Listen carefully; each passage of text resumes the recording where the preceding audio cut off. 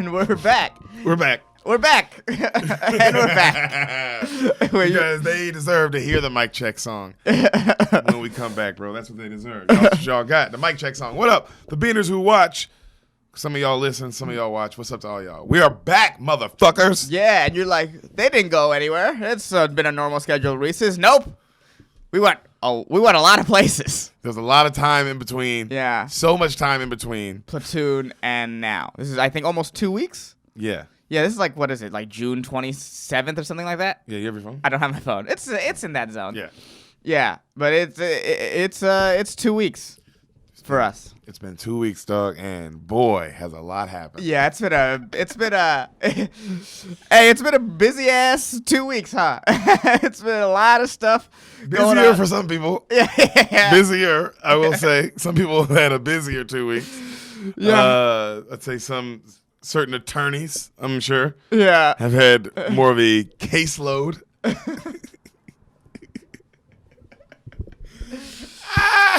Yeah, you know, certain people just went home and visited their families for 2 weeks, and certain people had to go home Yeah. and visit their families for 2 weeks. yeah, certain people had their lives kind of crumble around them. Oh man. I mean, you know, Yeah. of course, we're talking about the owner of Major League Baseball. Yeah. Actually, he had a good week. They're coming back. Oh, none of them are coming back. What are you talking about? I mean, they're on paper they're coming back, I should say, which is far better than what baseball was doing beforehand. You think any of these sports are coming back, bro? I think What? just based on the thing that Adam Silver said the other day about how like this virus isn't going away and it's our job to power through, that they're just gonna let people play with the virus. No, I know. I'm saying they're gonna try, and then it's gonna shut. It's all gonna shut down again. Yeah, I mean, I can see that. That's what I'm saying. I'm saying like the idea of all of them being able to get all the way through, not gonna happen. I think they're gonna be like after some point they'll be like, oh, this is a problem. Yeah, maybe one sport like UFC or something could be able to. Maybe one sport will be able to power through. I think. But like, these team sports are fucked. How? Yeah. How? I mean, just over the They break. can't practice, dude. No, the Niners were practicing in Nashville, and then 2 people got COVID. Yeah. So how are they gonna play an actual game? How are they gonna play an actual game? These head coaches are gonna die. You know what I mean? Like, well, the owners need to die. We need new owners. oh yeah, we just need to this is the cleanse of the older people that we needed, huh?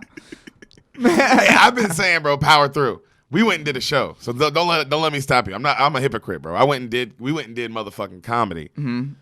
In an underground comedy club, which is probably like even worse than an above. And everybody who's listening who came, you my motherfucking nigga for life. Yeah. We love y'all, bro. So many beaners came out, dog. That shit was beauty. I mean, a literal thing of beauty, man. That shit damn made a nigga tear up, bro. Y'all came out. Y'all wanted pictures. We hugged, nigga. I didn't give a fuck, bro. Niggas was showing love. I had to give it back, baby. You know what I mean? That's how I operate, nigga. I don't know what to tell you. I don't know what to tell you. Beaners really showed up. They showed up. Showed up. That show was fucking awesome. It was the first show back for both of us after over 120 motherfucking days, nigga. Shout out to ACC, American Comedy Club. Shout out to ACC. Shout out to Gordon Downs and Justin who fucking let us go up, bro. We really appreciate that shit, dog. That shit was nice. It was nice to get it in before the world stops again. Yep. And thank you also to Bijan at the Comedy Palace in San Diego. They gave us 2 spots the next day, and that shit was fucking also beautiful, man. I almost got killed by some gay guy, some pedophile defender. Yep. For Biden. Yep. I'll release that at some point. Who knows? But that happened. You know what I mean? It was great to be back in comedy, bro. I got into it with another nigga, just yelling match with a fucking heckler. Yeah, almost a straight up fight. A lady in the front row stood up to fight the heckler. Yeah, a lady in the front row stood up to defend my honor. Yeah.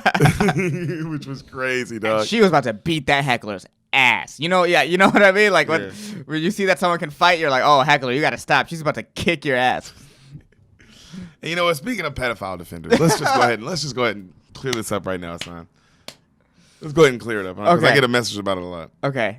What are the messages you get about it? Because I don't get any messages about it. So I'm curious as to what you get about it. Hey, Derek, what do you think about this D'Elia shit? I get that a lot in DMs from random strangers. And this is what I'm going to say. Get a motherfucking life. What the fuck is wrong with you? Why would you message a stranger that? Why would you message a stranger that? What's going on with you? Do you fuck kids? I don't understand why you'd want that information. Why you need someone else's information to form an opinion on it? What the fuck is what is wrong with you? Well, I think they think because you have like some like deep insider knowledge. No, whether I do or not. Yeah.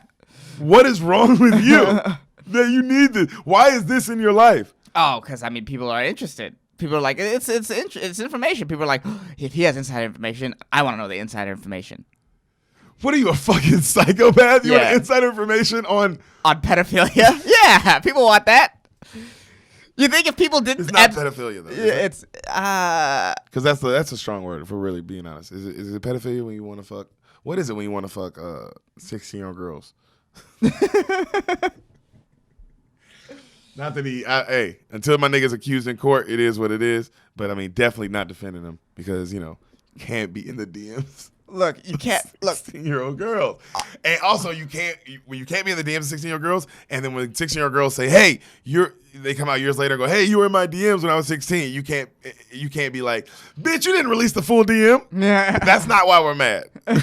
We're not mad. You can't. We're mad because you in there in the first place, bro. And look, you can't be in there in the first place. Look, all right. Let's say you're like young girls, right? And you're 18, 19, that's where you keep it at, right? And then and then somebody DMs you and you're like, "Oh, I want to talk to this girl," right? What you don't do is you don't ask for the nudes first. Then the ages later. And go, "Whoa, hey." Yeah. Hey, you know what? Let me back up. Yeah, that's not how that works, bro. Fucking PEMDAS, baby. Order of operations. You got to keep it parentheses first, dude. You got to ask the questions. You got to ask the question first. You know why? Because you're 31. Because you're 30. And you're a grown motherfucker. Well, you're 40. But no, but when this was happening. Oh, he was 30. He was in his 30s. Yeah. You know what I'm saying? So it's like, but you're grown. And you also can't say in your apology, I was living my young lifestyle. Nigga, you were 31. I am 29.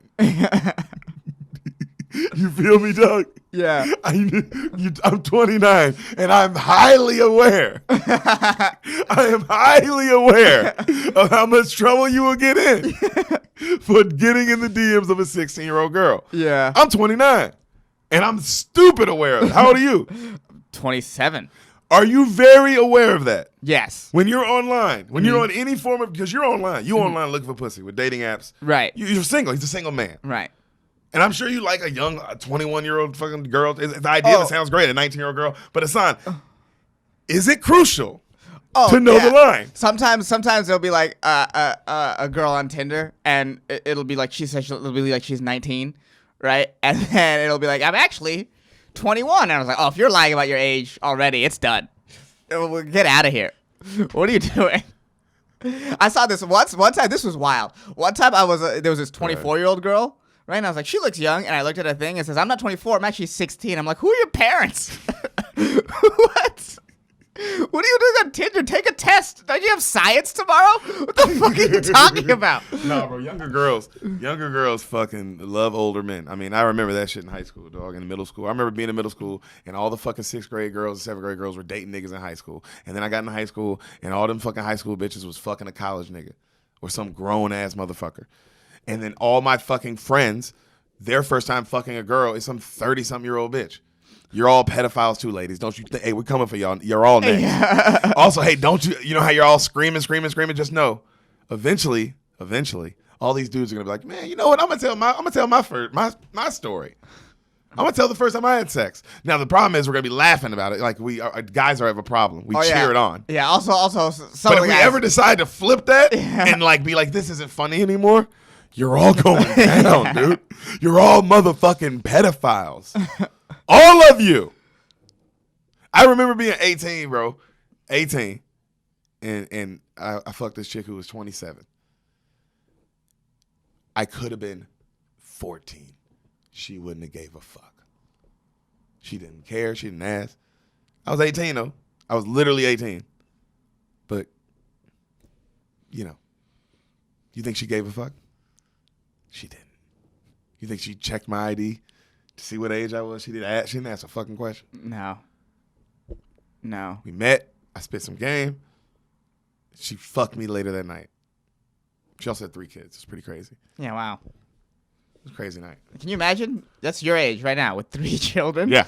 Good Lord. It's not old. I'm older than yeah. Yeah. It's your age. Oh yeah. Good Lord. I can't imagine that. Hey, everybody's pedophile. Priests, you guys keep doing your thing. Yeah. We can't take you. We try to take you down. We can't. Nah, so whatever. You just get shuffled around and shit. But let me say this too about it, bro. Nigga, I will always. This is my best friend. This is my best friend, bro. If this nigga was a serial killer, I'm visiting his serial killer ass in jail. Because I'm his fucking best friend. I'm mad. Maybe we're not friends the same. Hey, we're clearly not friends the same way no more. You know, it's going to change everything. Yes. But I'm not going to run and act like this wasn't my best friend. You know what I'm saying, nigga? I'm not. That's crazy. That's also fucking crazy. Yeah, to be. And yeah. Go ahead. It just like you see it so much, especially with this situation. It's like y'all were friends for how long? You guys were publicly friends for how long? All y'all was friends with this nigga. Yeah. And then now, nigga homie, bro. Yeah. I mean, or write him off, but you know, admit that like, yo, that was my best friend, and like, damn, bro, I'm mad at that nigga, but man, don't be acting like you wasn't motherfucking homies with a nigga, bro. I would never do that to my niggas, bro. But that's just me. That's just me. But also everybody else going at D'Elia, like, this is the funny shit, bro. You going at D'Elia saying he wasn't funny? Who gives a fuck? Like, hey, because clearly the nigga's funny. Anybody who does stand-up comedy knows the nigga was one of the best comedians walking around. if you've seen him live at the store too, especially, it's like, I mean, it's undeniable. Undeniable, bro. It's undeniable. But also, Bill Cosby was pretty good too. Not saying he's Bill Cosby. I'm saying great comedians can fuck up, but you're still bad at stand-up.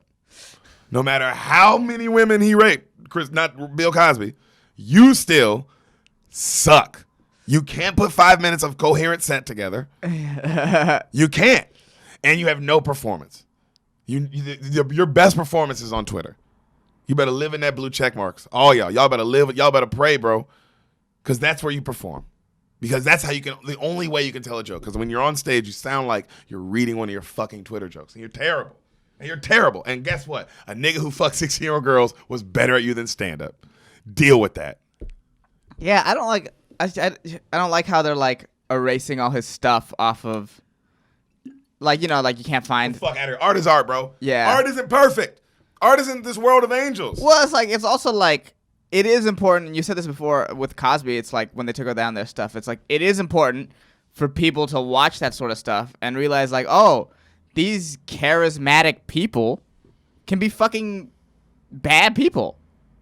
These people that you like, you know what I mean? It's like, it's important. It's important for like people to see, like, oh, there's a duality to it. You can't expect all your artists to be this weird, perfect thing. Yeah, bro. What the fuck are you talking about? What are you talking about? I think what's his name said it best, man. Nigga, if you Alonzo Bolton said, if y'all niggas were to listen to Richard Pryor right now, you'd be chiseling him off your Mount Rushmore. And it's like, yeah, dude. Everybody who's first the ones to say Richard Pryor's the greatest comedian of all time. It's like, well, have you listened to him? People who are wanting to get rid of all this art. Have you listened to this guy that we all like put on our t-shirts and stuff? He used to beat his fucking wife.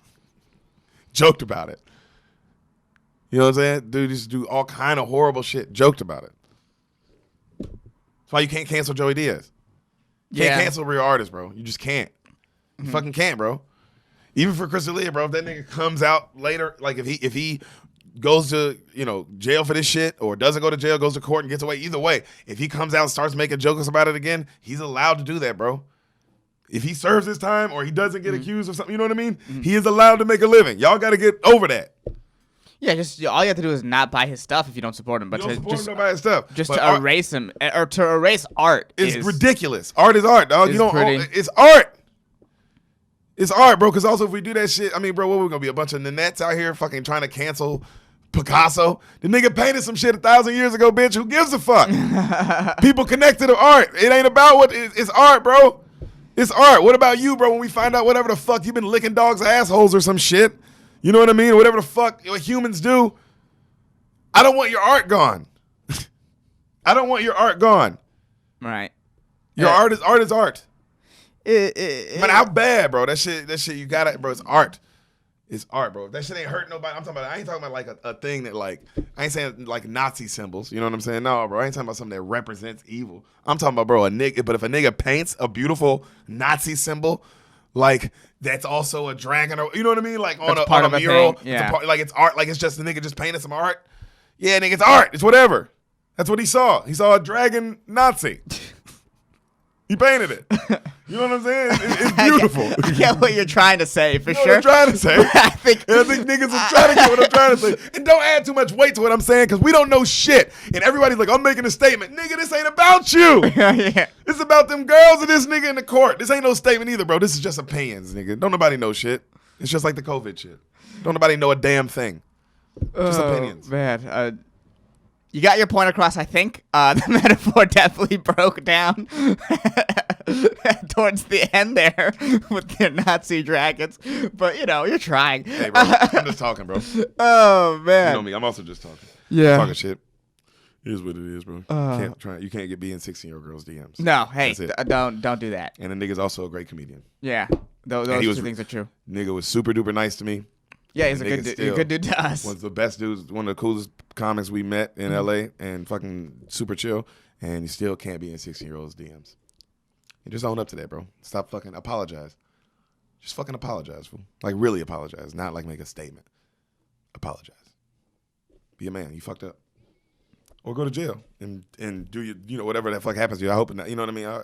But whatever happens, nigga. But just apologize, bro. Be a man. You fucked up. You can't be in 16-year-old girls' DMs. Period. Period. There's no ever. Can't do it. You're 31. You were. Now you're 50 or whatever, nigga. But remember, I guess, you're the youngest man alive, whatever you used to say. Yeah, it's true. Yeah. You ain't young no more, huh? Oops. Nah. Oops. Oh, man. It is what it is. You can still do comedy in my head. Well, we do have movies to talk about. Oh yeah, we have to talk about the dirty Viet Cong. Yeah. Wow. You know what? I will say this. When you were just letting the gooks fly on here last 2 weeks ago, last week for you guys, man, did I think like, I think Derek's taking it a little bit overboard. And you thought I was saying gook too much. Yeah. And then I watched the movie and I was like, oh yeah, of course that's how they talked about him. They're fucking fighting him. Why wouldn't they be like, we gotta fight these Asian natives? Why would they say that? Why would they say that while they're getting like fragged and blown up? Oh, they're getting fucking burned and shit, bro. Yeah. Chemical warfare, all kind of shit was going on in Vietnam.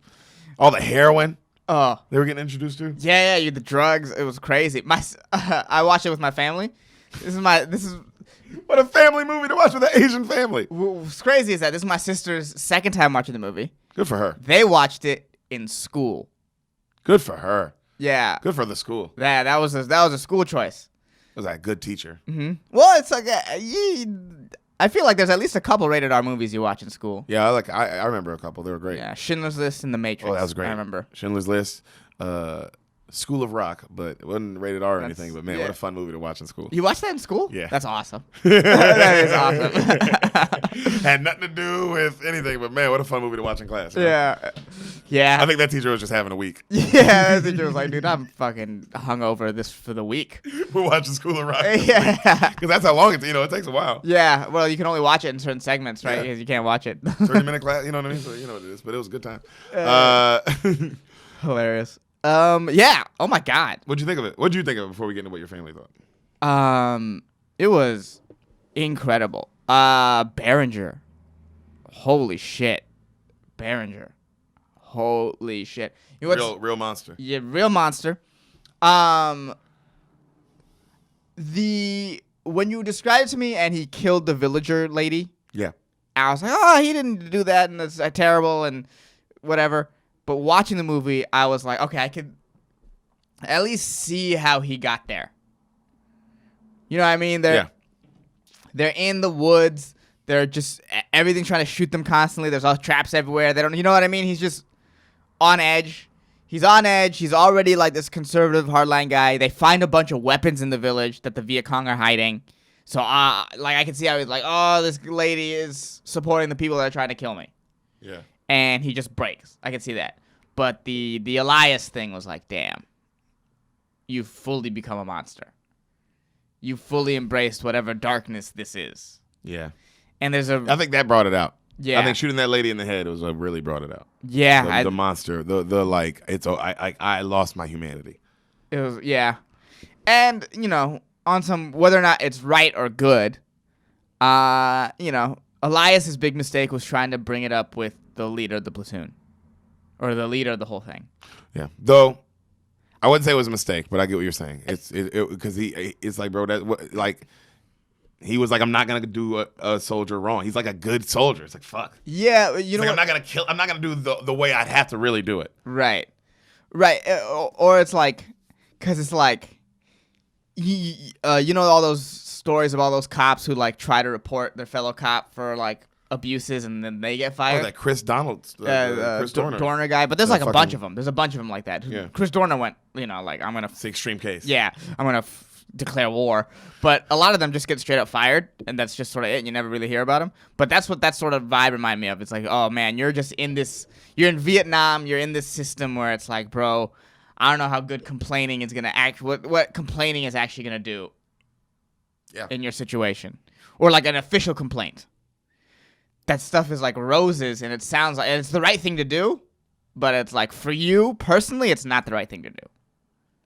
Yeah, got him killed. Yeah, like the consequences for you doing the right thing may not be worth it. I will say this. Also, I agree with you. I'll say Behringer was gonna kill that nigga anyway. At some point. At some point, he was gonna break and kill him. Very possible. Because he was from the even let's say he doesn't go to him, the rift between him murdering the village lady and Elias was gonna just keep growing, growing until he killed him.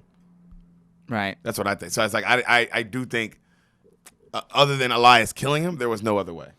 And Elias wasn't gonna do that. Nope. But Behringer was gonna kill that nigga at some point. And he fucking did.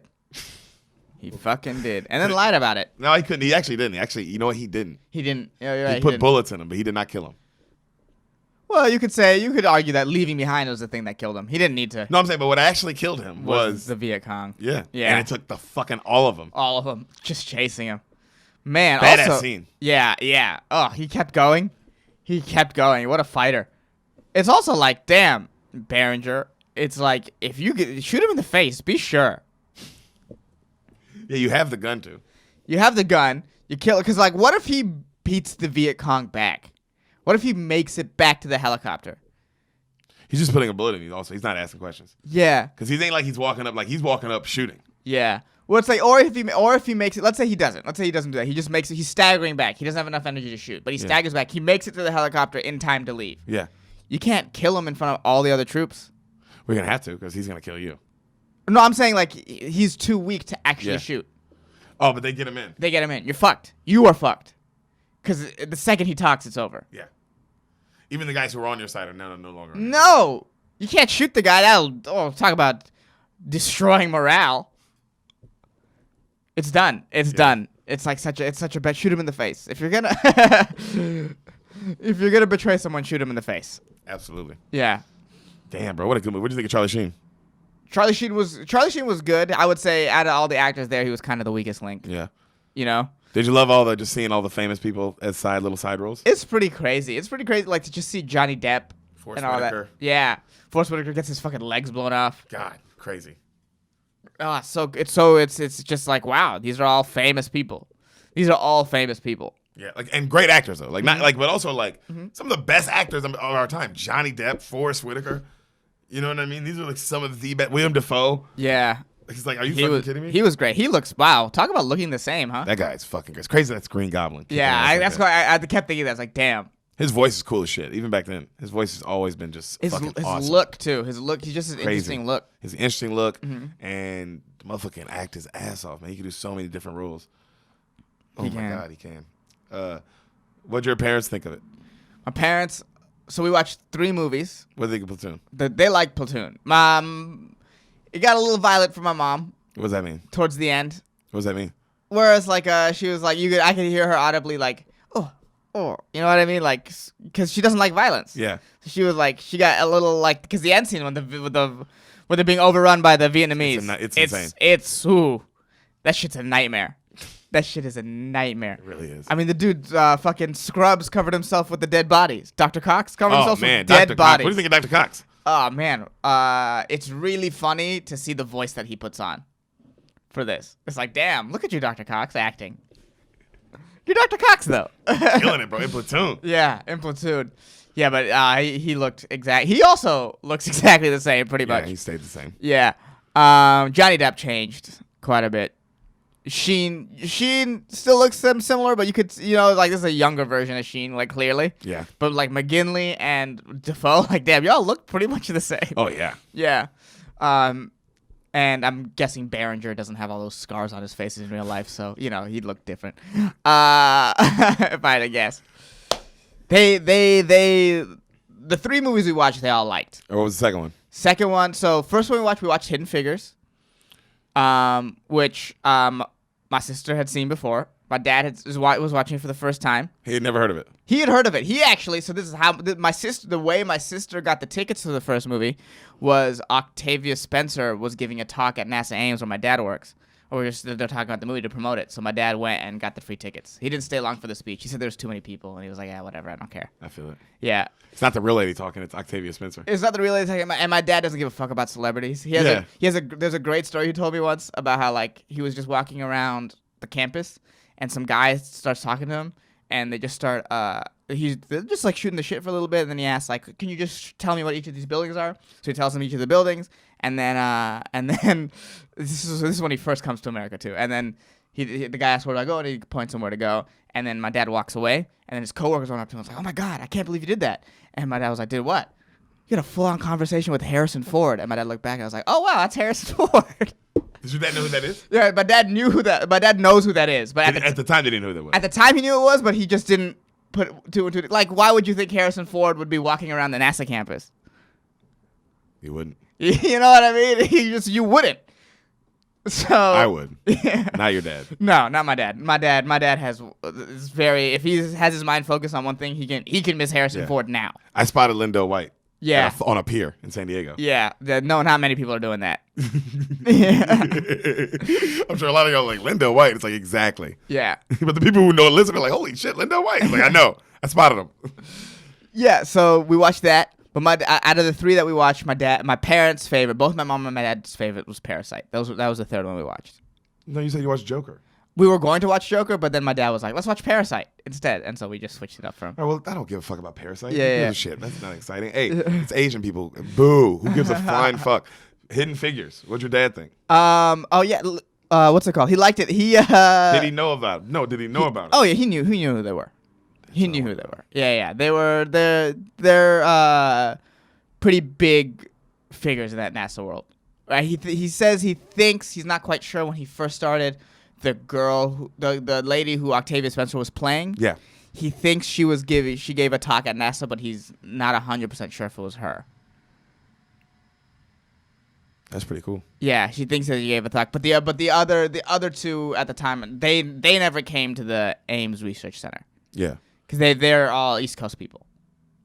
Damn, I guess so, huh? Yeah, Ames. Yeah, Ames is like the newest. That's where my dad. It's the newest, one of the newer NASA sort of bases. Interesting. Yeah, I don't think it came around to like the early '90s, like '80s, early '90s. Oh yeah, so out of the other ones, it would be way newer. Yeah, it's like so the other ones would have been in '50s, '60s and shit. Yeah. So they never came. I don't think they ever came out that way. Interesting. And this kind of, I could see how there might not East be Coast, any West point. Coast beef? My dad's Tupac and they're Biggie. I just think they work on different things. From the vibe I get from my dad, they don't work on a lot of rocket stuff. They work on like other aerodynamic, like planes and helicopters and all that sort of regular stuff. planes, like just a Boeing jet.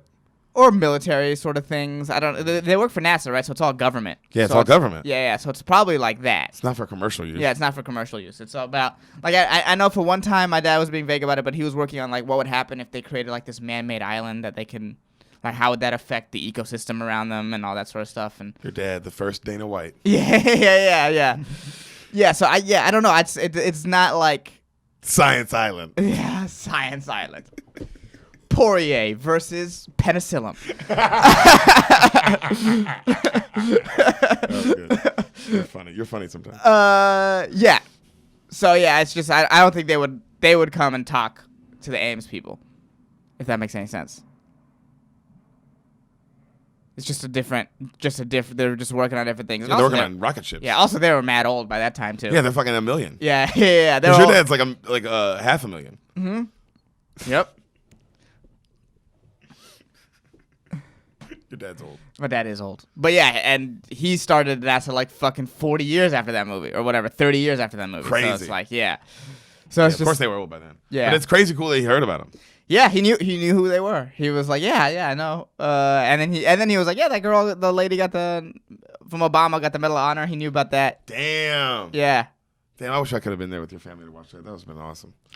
That would have been funny. My dad got up a little bit, like right before the movie ended. He got up to leave. He's like, "Oh, it's done." It's like, come on, take a look at what the picture of what the girls look now. We sat through 2 hours of this, and you don't even want to know what they really look like.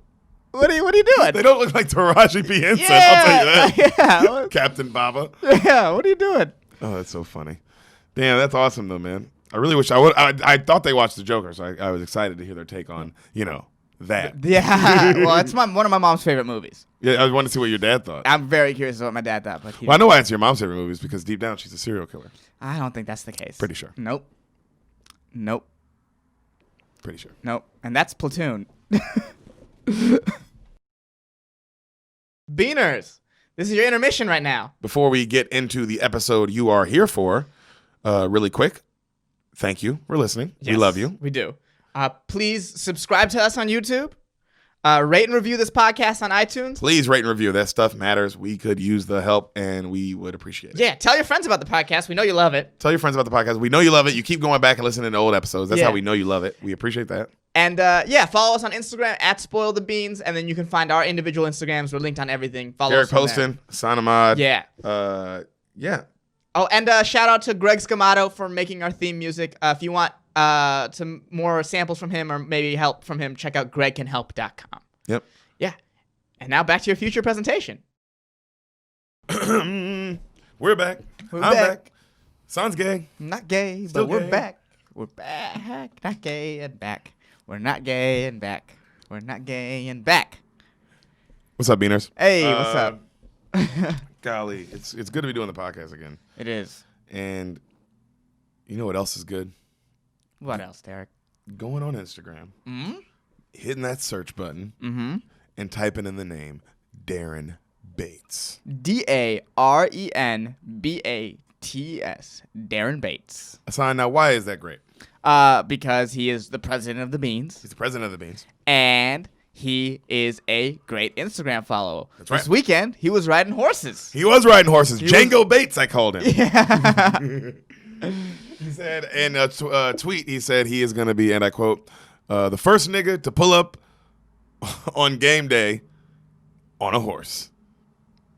I hope you accomplished that dream, brother. We're rooting for you. I mean, dude, you made it to the NFL for the last 8 years. I think you can accomplish this one. Yes, and the only way to see if he accomplishes that dream is to follow him on Instagram. Him on motherfucking Instagram. He's a great follow, and he's a great friend, and he paid for that. Yep, and that's all he asks of you, so go ahead and go do that already, huh? That's all we ask. And while you're doing that, also fucking go leave a review of Spoil the Beans on iTunes or Spotify or whatever, however YouTube, however you listen. Just leave a little nicety, a little thumbs up, a little whatever. It doesn't have to be much. Yep. But it helps us immensely. Immensely. We can't even explain how much it helps us.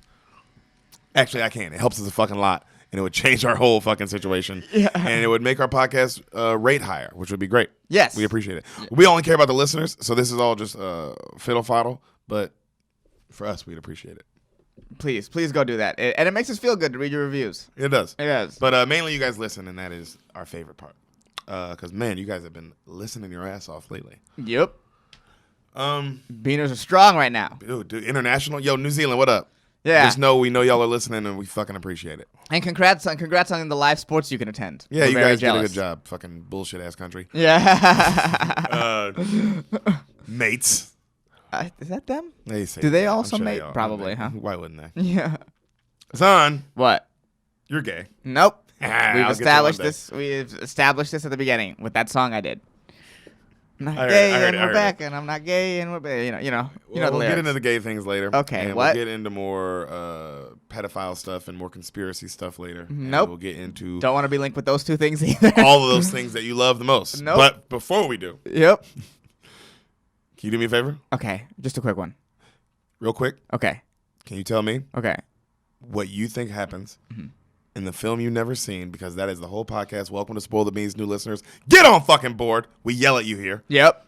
Bitch. Can you tell me what you think happens in Misery? What? I've never even heard of this movie. Misery. I need to spell it for you. I mean, is it M-I-S-E-R-Y? In my head, it was funny if that was the problem. Yeah. Oh, yeah. I thought this was about Missouri.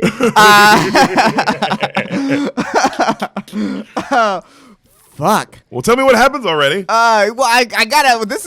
It's hard when you don't know anything. Well, come on. Okay. There is a guy, and he, he's like a criminal type, and he's. Are you saying black? If you're saying black, No. in the face. No. He doesn't have to be black, but Okay. it's crazy you went there. Racist.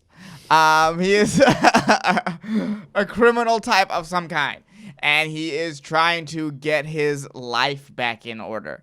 You know what I mean? Like, he's trying to be like, all right, I'm trying to like go on the straight and narrow. You know what I mean? Like, live my life. My past is my past, but you know what it is with your past. It always catches up to you. Oh, jeez. Always catches up to you, and things just keep pulling him back in to that life. You know what I mean?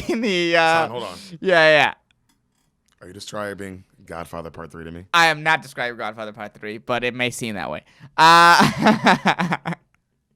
He goes to the opera and gets shot. No. What was I gonna say? Yeah. So it's like, he's at home, and then, his friend is like, hey, can you do this for me or something like that? And he does it, and it's like part of a whole criminal thing. And then he has to get his way out of that. And to get his way out of that, he has to be involved in another criminal thing. And he just can't. It's a criminal movie? Yeah, he just can't get out of the crime world. He just can't. He's just like he's not even like he's like a blue collar criminal. He's not even like you know what I mean? But he just can't get out of that world. And then it's terrible. It's miserable. He ends up back in jail. But he ends up maybe like, saving somebody important in his life. Like his son or some shit like that, or his little brother. And that is Misery, because his life is miserable. He's in misery all the time. Oh, you know my what I mean? God. Like robs some store or some shit at some point. And Who's the guy? Who's the actor in that? Who's playing that movie that you just told me? I don't know. Some white guy. Who? The white guy from Avatar. Sam Worthington. Yeah. You know what? In the movie you described, it's for sure him. Yeah. I mean, dude, I've seen you be wrong. I've seen you be wrong. But I've never seen you be retarded. That was the most wrong. That was the most wrong. Was it? Yeah. Was it? Are you sure? Definitely. Are you sure? I don't 100%. I don't think you know. Holy shit. I don't think you know.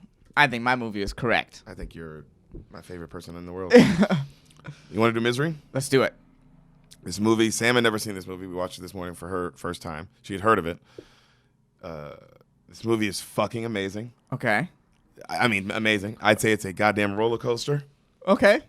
All right? Okay. And it's great that you don't know anything about it because, wow, Mm-hmm. this is going to be fun to tell you. Yeah. Because all the listeners right now are so excited. They're like, whoa, he doesn't know what's about to happen.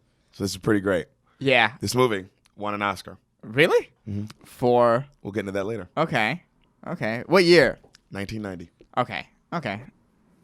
You So ready? yeah, it makes sense. I didn't see the ads for it. I thought like, you know what I mean? Like, okay, at Because least you were like, no, if you were alive and it won an Oscar, you'd be like, how the fuck do I not know about it? Yeah. It's like, oh, this is right. These are the movies that we weren't there for. I saw it when I was around like 12 or 13 for the first time, and I'll say this: it fucked me up. Okay. Okay. Well, at least that makes me feel a little bit better. It's not one of those movies. It's not like Day After Tomorrow. It's like, hey, man, how did I miss that? This one, it makes sense. Ready? Yes. Credits rolling. Okay. We hear typing. We see one cigarette on like a little table, just one next to a match, lighter, like a match in a little box, and a bottle of Dom Perignon, one glass of champagne. Right? Okay. Like you can tell like it was brought to him like that. Okay. You know what I mean? Okay. You see the person who's typing, James Caan. Okay. Okay. So maybe the Godfather vibes wasn't necessarily wrong, huh? Huh. Wait a minute. So you think because one guy who was not in Godfather 3. It doesn't matter. It doesn't matter. You think because there is someone in the Godfather universe, Yeah. your guess is somehow anywhere right. Yeah. Yep. You know what? You have a confidence, my friend, that I admire. I Yep. will say that. It's come on. You mentioned Godfather. James Caan's the first guy on scene. Come on. It's not. It's a little bit impressive. It's a little bit impressive. And mine was also a roller coaster, if I must say so myself. I'd say the only person who would find that impressive, and God rest his soul, is Brody Stevens. Good. That's the only other person he needs to find it Impressive. There you go. Yeah, I forgot the word. It's the all middle right. of that. I got you. Yeah. I got your back, brother. Jesus. That's why there's two of us on the podcast. Yeah. Yes. He finishes it. He looks at it, takes the last paper off, puts it on like the stack, like that would be a book. Okay. You know? And autograph. He's in a nice cabin, by the way. Just so you know, he's in a really nice cabin, and he just writes at the bottom the end, in a pen, right? And he's looking pleased at it, and it says Untitled by Paul Sheldon. Okay. He's like, he pours himself the glass, he admires the cigarette for a little while, he lights it, he smokes it, just looking out at the beautiful view, just a cabin, snow, you know what I mean? Just beautiful view. And then he heads out to his fancy Mustang. He got like a black 65 Mustang, and it's a very covered James Caan car. it's covered in snow, and he wipes it all off, right? And he like gets one like big snowball together, and he throws it super hard and nails a tree far away, and he's like, still got it. And then the music kicks in, like rock music. Misery. Okay. Awesome, right? You don't know what the fuck's gonna happen. Yeah, I don't know what this is about. What this is about. He's driving. The rock music's jamming. Beautiful snowy woods. Credits are rolling. All right. It starts snowing a little lightly. Keeps going, right? And it starts snowing a little harder as he's driving. Credits are still rolling. So now it starts snowing real hard. Right? You can't really see. He spins out. As he's spinning out, the car's spinning out. He grabs his his binder at the last second. The car flips off the road. Rolls for a while. It stops. Music stops. It's dead silent. Like scary silent, where you just hear that as the camera pans back. Cut 2. He's back in the office. All right. It's like months before. Okay, we're months before. All right. He's talking to his agent. He's talking to his literary agent, like his publicist, right? In a nice building in New York, right? And he's saying, talking to her about that binder he grabbed the last night. He's talking to her about that and how important it is. You had it before, before all the good things came and whoop. Right? You find out that he's a very famous writer. Okay. And he's telling her though that he doesn't feel like a writer anymore. That he's like a sham and he's been just doing this one series. That's all he's been doing. Okay. And he's super famous for it. Okay. And she's like, shut up. Are you kidding me? Misery Chastain is the biggest book ever. Misery's Child. That's the main character. Misery Chastain's the main character. Okay. And the book's called Misery's Child. And it's like a series. Okay. All right. And it's like some Harry Potter shit. I was saying, after he's done with the series, do we find out Misery's gay? Hopefully. Okay. We'll see at the end of the movie. Okay. Yeah. How'd you think of Misery? It was really good until that weird trans rant at the end. Wait, like in the book? No. The author just came out with it. It was kind of like the... Yeah, like you watched the movie and then the director came on screen and then talked about trans people for a while. And I was like, what? Why are you doing this? It's not even important anymore. Yeah, what's happening? Also, she's right.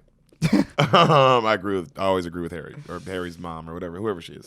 Yeah, Harry's mom. So, she's telling him, it's the biggest book series ever. What are you talking about? Going, what? You're great, whatever, right? Mm-hmm. And he's like, no, I'm done. I'm killing her off. It's over. Like, he's serious, though. Mm-hmm. He's also, James Caan's a great, I should mention, this motherfucker's a great actor. Okay. He said, it's over. I'm done. Mm-hmm. You can't kill her. You can't kill her. And he's like, look, if I can make this work, if I can make this, like, work, I can kill her and move on. I think I'll finally have something just worthy to even put on my tombstone. All right? Like, he really feels like he's kind of sold himself out on these books. That's fair. Okay? That's fair. Though he's super famous. Rich and famous. Rich, super famous and rich. Mm-hmm. So, cut back to he's back at the crash. You see him all fucked up. You see a person trying to break into the car door. Finally, it busts open. You see somebody grabbing him. They pull him out. They do mouth to mouth, and they bring, like, he died, and they bring him back to life. All right? You can't see who the person is. They grab the binder that's like that he was holding on to. Mm-hmm. They grab that. They put him up on their shoulder, and they carry him out of the snowstorm. Camera goes black. All right, the snow is still, so you couldn't see anything. The snow's still going crazy. Okay. So you hear, I'm your number one fan. I'm your number one fan. You have nothing to worry about. You're going to be just fine. What? What's God, up? What's up, son? Oh, this is about to turn the fuck up. What's up, son? Jesus are we turning Christ. up a little bit? Yeah. Are you starting to see where this might be headed? I think you know where this about to go. That's so funny. If now, I'm your biggest fan. And this is my opinion on trans people. No, this is... No. God damn it. I'm your number one fan. You have nothing to worry about. He wakes. He finally opens his eyes. You see our lead, our Oscar winner. He won an Oscar for this? I said, you hear this. Okay. He opens his eyes. You see our lead. Yeah. The Oscar winner of this, Miss Kathy Bates.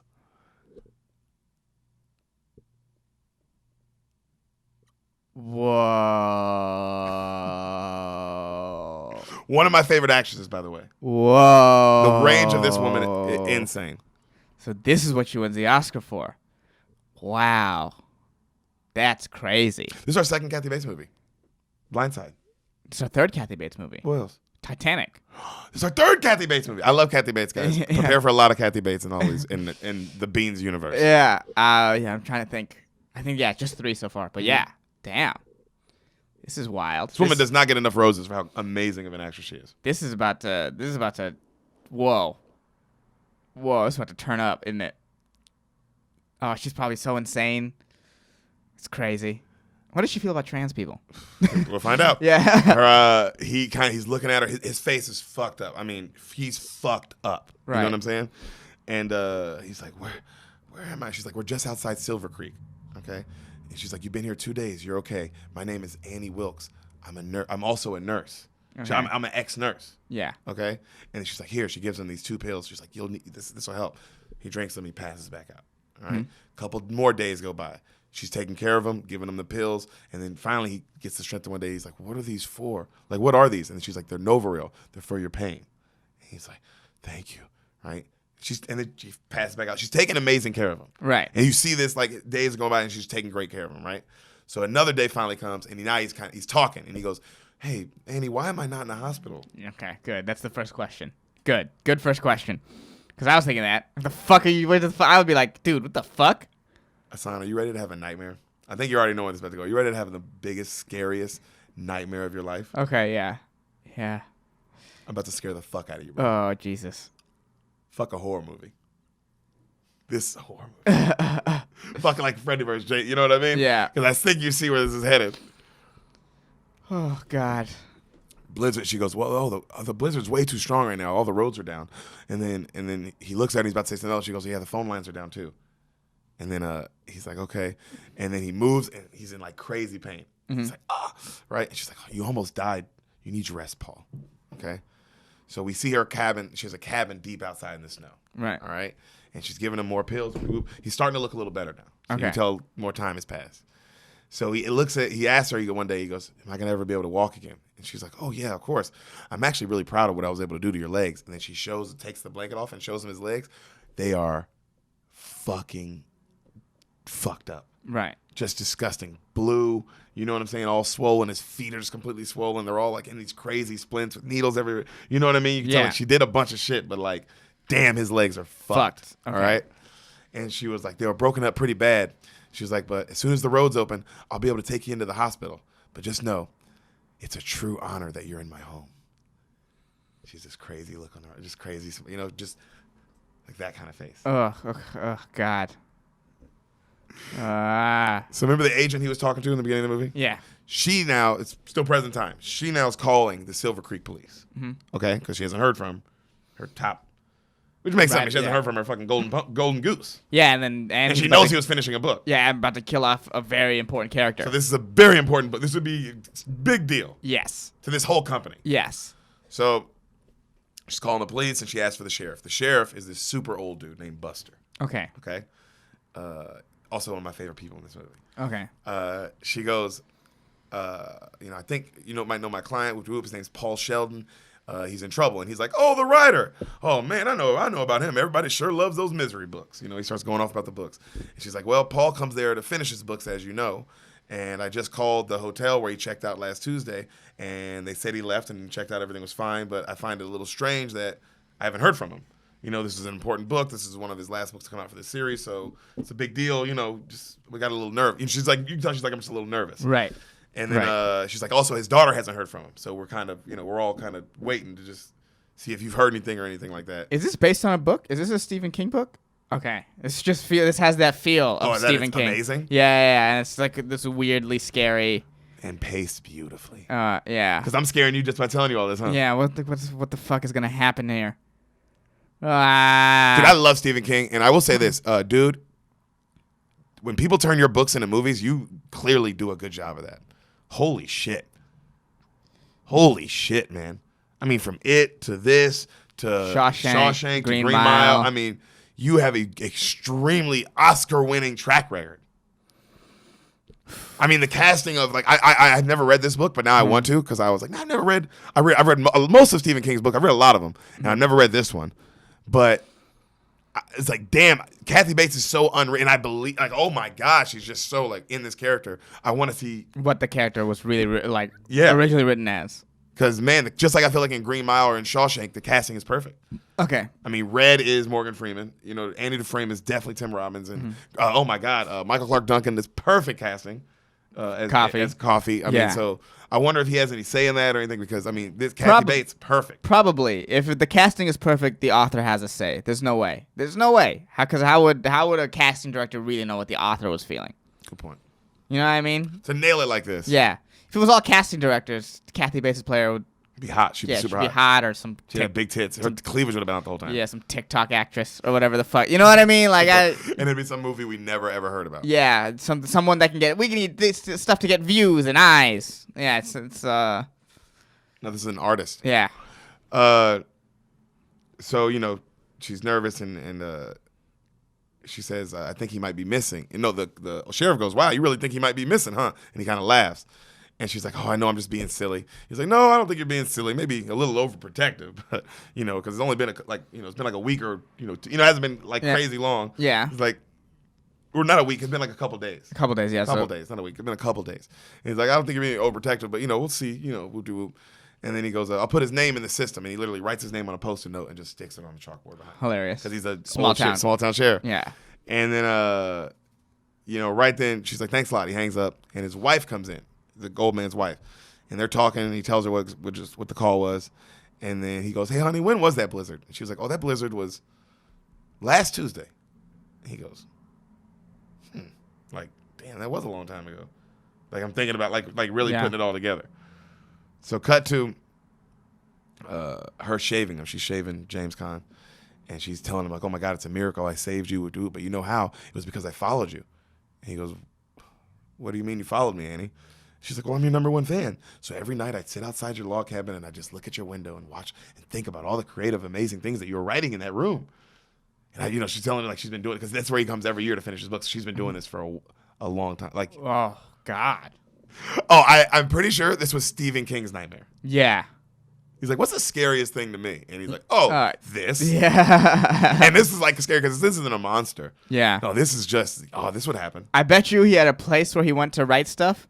And then fans figured out, and they started showing up to that place. And then he was like, "Oh, what's the worst that could happen?" And then he wrote a book on that.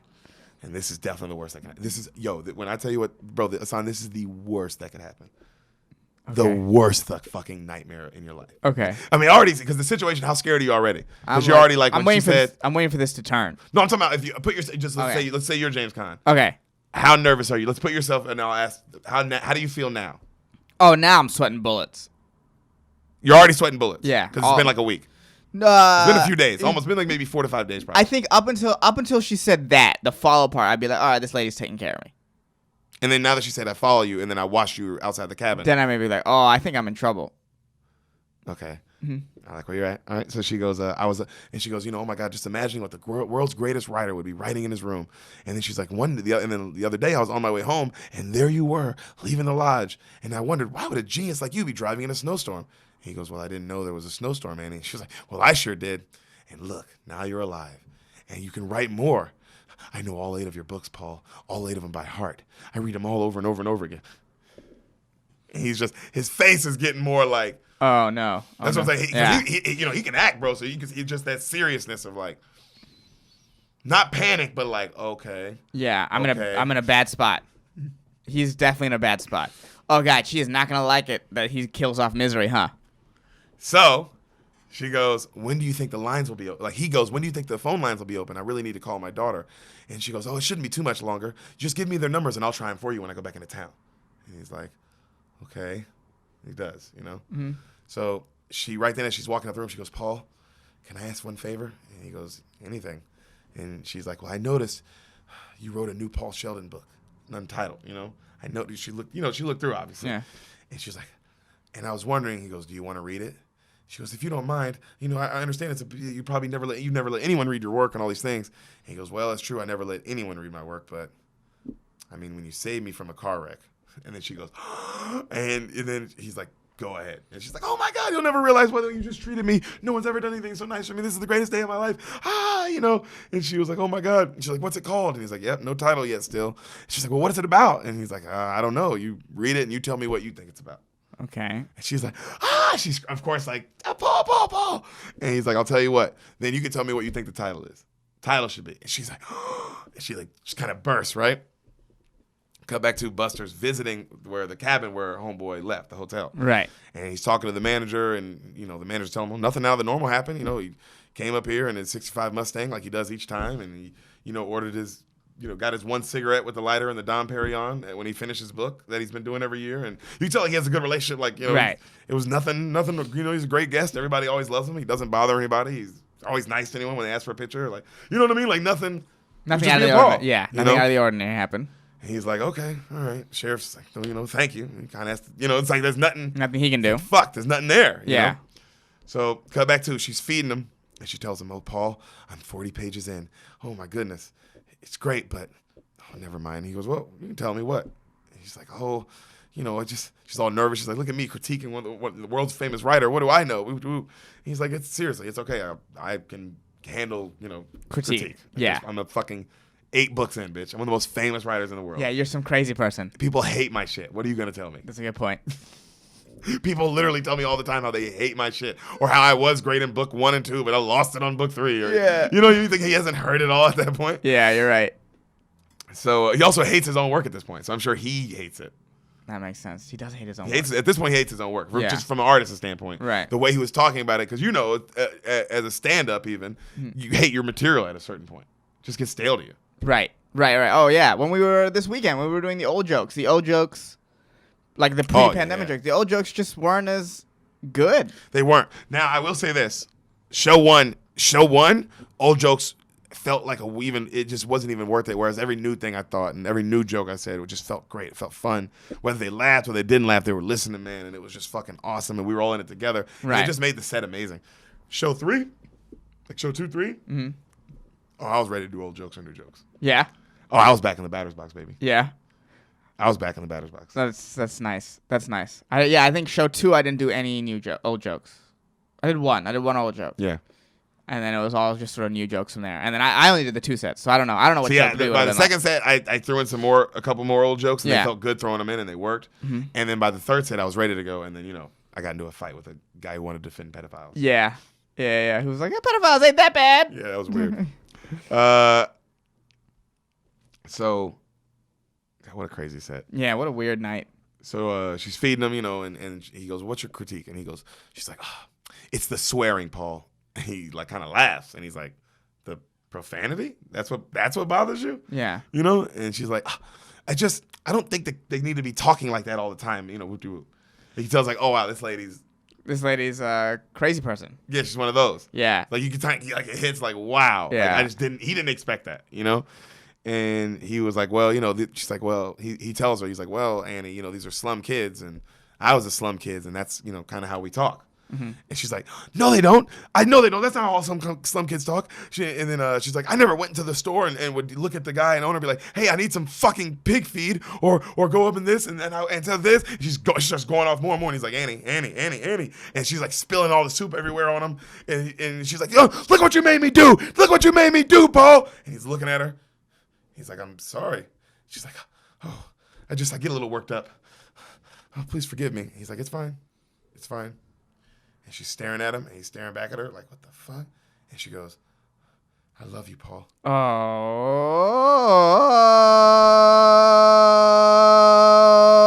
no. Oh, no? Oh, no. All right, how do you feel if you're James Gunn now? Oh, okay, no. That's how I feel. Full panic now. Full panic.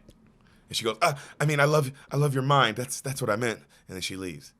And he's like, he just kind of looks out, and it's just a beautiful, but it's nothing. Yeah. But it's beautiful. But that's what even more. That's why I was like, it's really scary to be in like this beautifully tranquil place. Yeah, because But now it's like you're like, oh, I need people.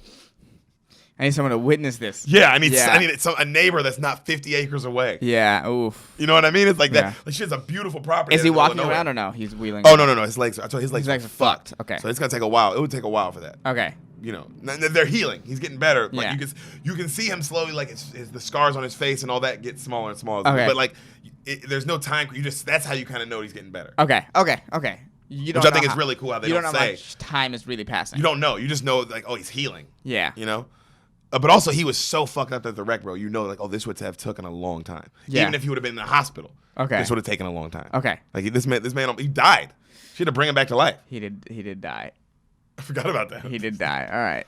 So, you see Buster, the old sheriff. He's riding around with his wife, and he's looking, right. He's looking he's riding the road that he took, and he's looking. Right. And then she the wife's funny in this, by the way. She's just kind of always ragging him. Okay, she's the comedic relief in this. Yeah, she's the comedic relief. Okay. And she goes to like grab his thigh and like almost start trying to grab his dick and shit, right? Yeah. And then he looks at her and he grabs her hand. He's like, "Stop." He's like, honey, I need my deputy in this car, not my goddamn wife, and she's like, starts giving him shit for that. That's funny. And then he's like, stop. And they stop, and he notices a small tree that's been kind of broken in half. Okay. But like, obviously, where it was like, oh, that's, we would be like, oh, that's something's up. That wasn't natural. Yeah, and then she's like, oh, it could have been anything. The snow, the storm, all that stuff. And he's like, yeah, it could have been a lot of things. Huh. And then he starts going down this really snowy hill. Okay. Right? The hill that homeboy fell off of. Yeah. And he's looking. And then he tries to go even deeper down, and then he falls literally. This is a tall guy. He falls halfway in. Okay. That's how deep the snow is. Okay. So now you know it's like, that's how much it snowed. And so he's like, oh, and he fucking gets all the way back up. And then she's like, do you see anything? And he's like, no. And then as the camera pans back, you see that like, all you see is like one little tire poking out. But they can't notice it. Okay. But that's how much snow has fallen. Yeah. Damn. He got unlucky right there. So he said, do you think the Sheldon's out there anywhere? And he goes, if he is, he's for sure dead, And then they get in their car and they get in there, and as they're getting in their car, Kathy Bates drives right by him, not a care in the world. Shot's beautiful. Oof. It makes her look so scary that she's just like not even knowing that she knows, and she's still not even worried. Yeah. Oh, wow. Not even like that's like, I get why she won the Oscar for this, because it's like, oh, this is the scariest woman of all time, because she's a real person. This movie is this ain't no it's real. Right. It's as real as it can get. She's like a real deal. Like, this is what a stalker could be. Yes. Yeah, they're just unhinged mentally. Wait till we find out about this. Oh, you think she's like? Wait till you, nigga. You think you know now? So she gets back. And she tells him, "Oh my God, look what I bought!" And she shows him she bought while she was out in the town. She bought his first misery book. Yeah. And, and then she's like, and I got this in the store, and that was at the store. And then he's looking at her, and then he asks, of course, so the roads are back open? And she kind of looks at him, and she's like, yes. And I called the hospital while I was in town, and they said, no worries. I said all the incidents that happened to you and this, and, I called your daughter, I said everything was okay. And the hospital, and both of them, they all said I did a really good job. And he's like, oh, okay, that's great. And he goes, all right, well, what about when will they be able to come get me? And she said, well, the hospital said they'll come and get you the moment the roads are open from the hospital to here, but those are still blocked. And he's like, okay. He goes, so the phone works. And she goes, yeah, but just the one in town. Mine still isn't working here. Like, she's kind of like saying it, in a crazy way of like. Also clearly everything's lying. just fine. Yeah, he can tell he's just. And then he starts talking about his daughter anymore, how he misses her. And she kind of cuts him off and goes, oh, Paul. And she's looking at his book. She goes, what a poet you are. And then she kind of just walks out as if he wasn't saying anything. Yeah. Oh, Jesus. Jesus Christ. Dude, what the fuck? So she makes. Why are you watching me watch these movies? This is upsetting. They're great movies, man. They're like great movies. Genuinely upsetting. This is beautiful art. Yeah. Ugh, gross. So she tells him, oh, Paul, I'm on page 75 now, and I'm loving this new book. It is just a perfect thing. Let me just say, right? Some more time goes by, and a pig comes busting in the room one day. And he's just looking at the pig all disgusted. And she's like, oh, I thought it was time for you two to meet. This is my best pal in the whole world, Misery. And he was like, oh. She was like, I told you, I'm your number one fan. And he's like, yeah, I'm starting to believe you now, Annie. You can see his face, bro. James Caan is so like, he's holding it together. Yeah. Like the acting's good because you can tell he's just holding it together. But he is in a bad spot. God, he is. Oh, Paul, I'm on page 300 now. And it's better than perfect. It's what was that ceiling that Dago painted? And he goes, the Sistine Chapel? She goes, yes, it's just like that. Those are the only two divine things in this whole world. And she leaves.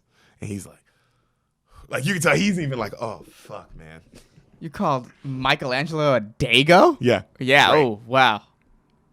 Great. Yeah. Also, you can tell how he feels about his own art. He's like, oh, this bitch is crazy. Yeah. This is not that good. I don't like it that, but Yeah. I don't even like it. I'm like Relax, that. bitch. So another day goes by and she comes in the room and she's telling him how like her husband left her and all that and how messed up it made her all messed up but what it really made her do was dive back into her work at nursing and days and nights. But nights get really lonely at that hospital. They get real lonely, Paul. But that's when I first discovered Misery. And she made me so happy. And I kept reading them over and over again because it just changed my life. Oh, by the way, I'm only 2 chapters left in this new one. And oh my God, it's the greatest thing in the world. And as he's talking, you see Paul's like kind of looking at her the whole time. And then finally you realize he lifts up a thing. He was peeing the whole time. And that's why, like while she was telling him all this. And he's just like, oh. And that's why he was looking so disgusted at her. And then he hands it to her, and then she keeps talking about how special he is, and how it would how she loves him. But oh my God, not like that yet, Paul. It would take a special man to even make me walk down the aisle again. And she's saying all this as she's waving the pee around, and he's just like his face. I'm telling you, bro, it's just like pure. I'm telling this movie, and because I bring this up a lot, how Get Out to me is one of the scariest movies of all time. Yeah, and it's scary because he's helpless. Right. And the weapon is this old woman in a teacup. Mm-hmm. You know what I'm saying? Ding, ding. That's scary to me because it's like, oh, wow. Now, that is a supernatural thing with Drew. This is the reality of that. Of like, oh, you're a man and you're completely helpless by this old woman. And she is waving your pee around. As she's talking about how she wants to, it's going to take a special man to walk her down the aisle again. You know what I'm saying? And just shit like that. You see what I'm saying, bro? These things, you would be hearing this and you would be like, oh, and you're looking out that window and like, bro, I am in the middle of fucking nowhere. Oh, I'm fucked. Oh, like God. That's what I meant. It's just like this movie scared me because it put me in that kind of fear of like, oh, bro, fuck, man, dude, yeah. How the fuck's he gonna get out of this? And how are you gonna do it? Like this is like a really helpless. This is just straight up helpless, bro. Yeah, he's in a bad spot. He's genuinely in a bad spot. So, it's he's looking at her, so she leaves. Cut to, he's knocked out, super late, middle of the night. Yeah. His door opens, boom, slams. He looks up, you. He's like, what the fuck, Annie? You dirty bird! How could you? She can't be dead! Misery can't be dead! He goes, hey, Annie, people die in childbirth. It's normal. No! You murdered her! You murdered her! She's slamming the bed with her arms, and he's like, ah! His legs, because his legs are fucked up. He's screaming. Yeah. Like, ah! She's like, no, you did it. He's like, I didn't, Annie. She just slipped away. You did it. You did it. She grabs her own pot, and she's about to smash it with it, and he's like, Annie, Annie! And she just smashes it on the fucking wall, right? You murdered my misery!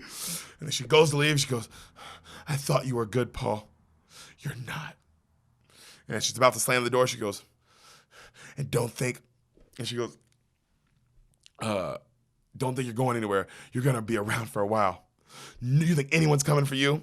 I didn't call your doctor, your agent, your family. I never called anyone. No one knows you're here. You better hope nothing happens to me, Paul. Because if I die, you die. Boom! At least it's all out in the open now.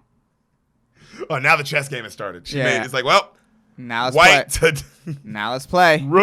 knight to L7. Now it's time to play. Oh, God. So he's sitting there terrified, and he looks out the window, and he sees she drives off, right? Mm-hmm. Full panic kicks in. You remember I told you he's been holding it together? Yeah. Now he's like, like, you know what I mean? What's happening? Yeah. Yeah. And he stares at the door, and he's like, he uses his arm to crawl himself out of bed, right? Mm-hmm. And he's to the point where his upper body's out of bed, but he's looking at his legs because he knows, like, his legs are going to have to fall. Right. And he's like, and he does it. Boom! Yeah. Just and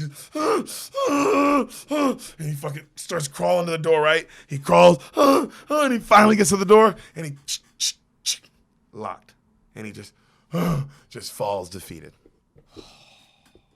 Fuck me. Fuck. So Buster is starting to now get more and more calls about Paul being missing, obviously, like from people in New York, because I mean he's a famous person, so now this is big news. Everybody, this is a big deal, right? You know what I mean? And he's talking to all these people and telling them, hey, the state police is involved now, the FBI is involved now. Like, we're doing everything we can. You know, like now it's a different situation on his end. Obviously, I mean, this is like J.K. Rowling went missing or some shit. Yeah, this is huge, especially when everybody knew in a small town, and everyone knew she comes here to finish her books, right? And she left the hotel. That's what it would be the scary thing. It was like, oh, she left the hotel? Yeah, something happened. Yeah. So Buster's still looking at everything that's going on. He's still kind of confused. Like, man, what the fuck something's weird about this. Yeah. That's why his old cop's great, because everybody else is just kind of like, you know, he's letting the FBI and all these other people talk, but he's still kind of looking at his own kind of research. You know? So Kathy comes home, and she looks at Paul. She's like, oh, you poor thing. She's back in nice mode.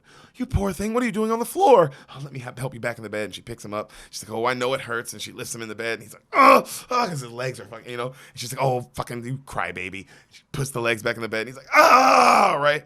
She's like, well, I got a big surprise for you, okay? She goes, listen, sometimes my thinking, it gets a little muddy.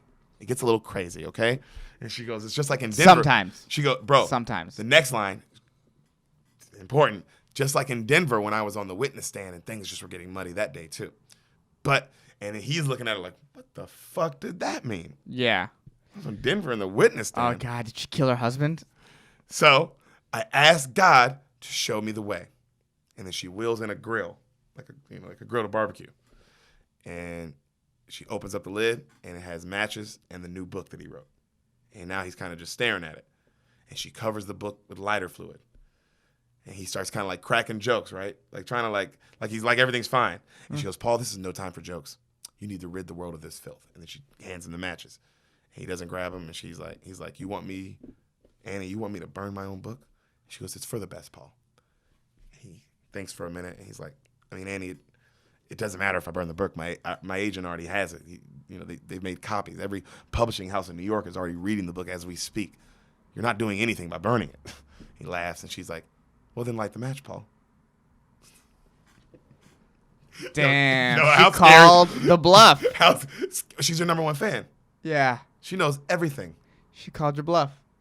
Crazy. And he kind of looks at her, you know, and he's like, well, he starts getting a little mad. He's like, you know, well, I mean, this isn't going to do anything, Annie. And she goes, Paul, I know this is your only copy. And then she goes, since your first ever book, but the first time you wrote Misery, you didn't want to make a spare copy because you didn't want this or that. And then you turned that one original copy in, and that was the copy that was Misery. And since then, you're superstitious, and you've done that every time since. She's like, I saw you say it on the Merv Griffin show, and she's like, named the day he was on the Merv Griffin show. You know what I mean? And he's like, you can tell he's like, oh, I'm dealing with my number one fan. Like, she's not just saying that. No. She knows everything. She knows more about me than I know about me. One of those. I don't even remember saying that on the Merv Griffin on the show. Merv Griffin show, that specific day. You know the specific day? You're fucked. Oh, James Caan, you're fucked. So she goes, she's staring at it, and he's like, he still doesn't want to say anything, right? And he goes, look, Annie, how about this? I'll never publish it. It's just for you and me. We're the only two people who read it. As long as the world knows it doesn't even exist. And she goes, Paul, as long as it exists, your mind will never be free of it. Light it, Paul.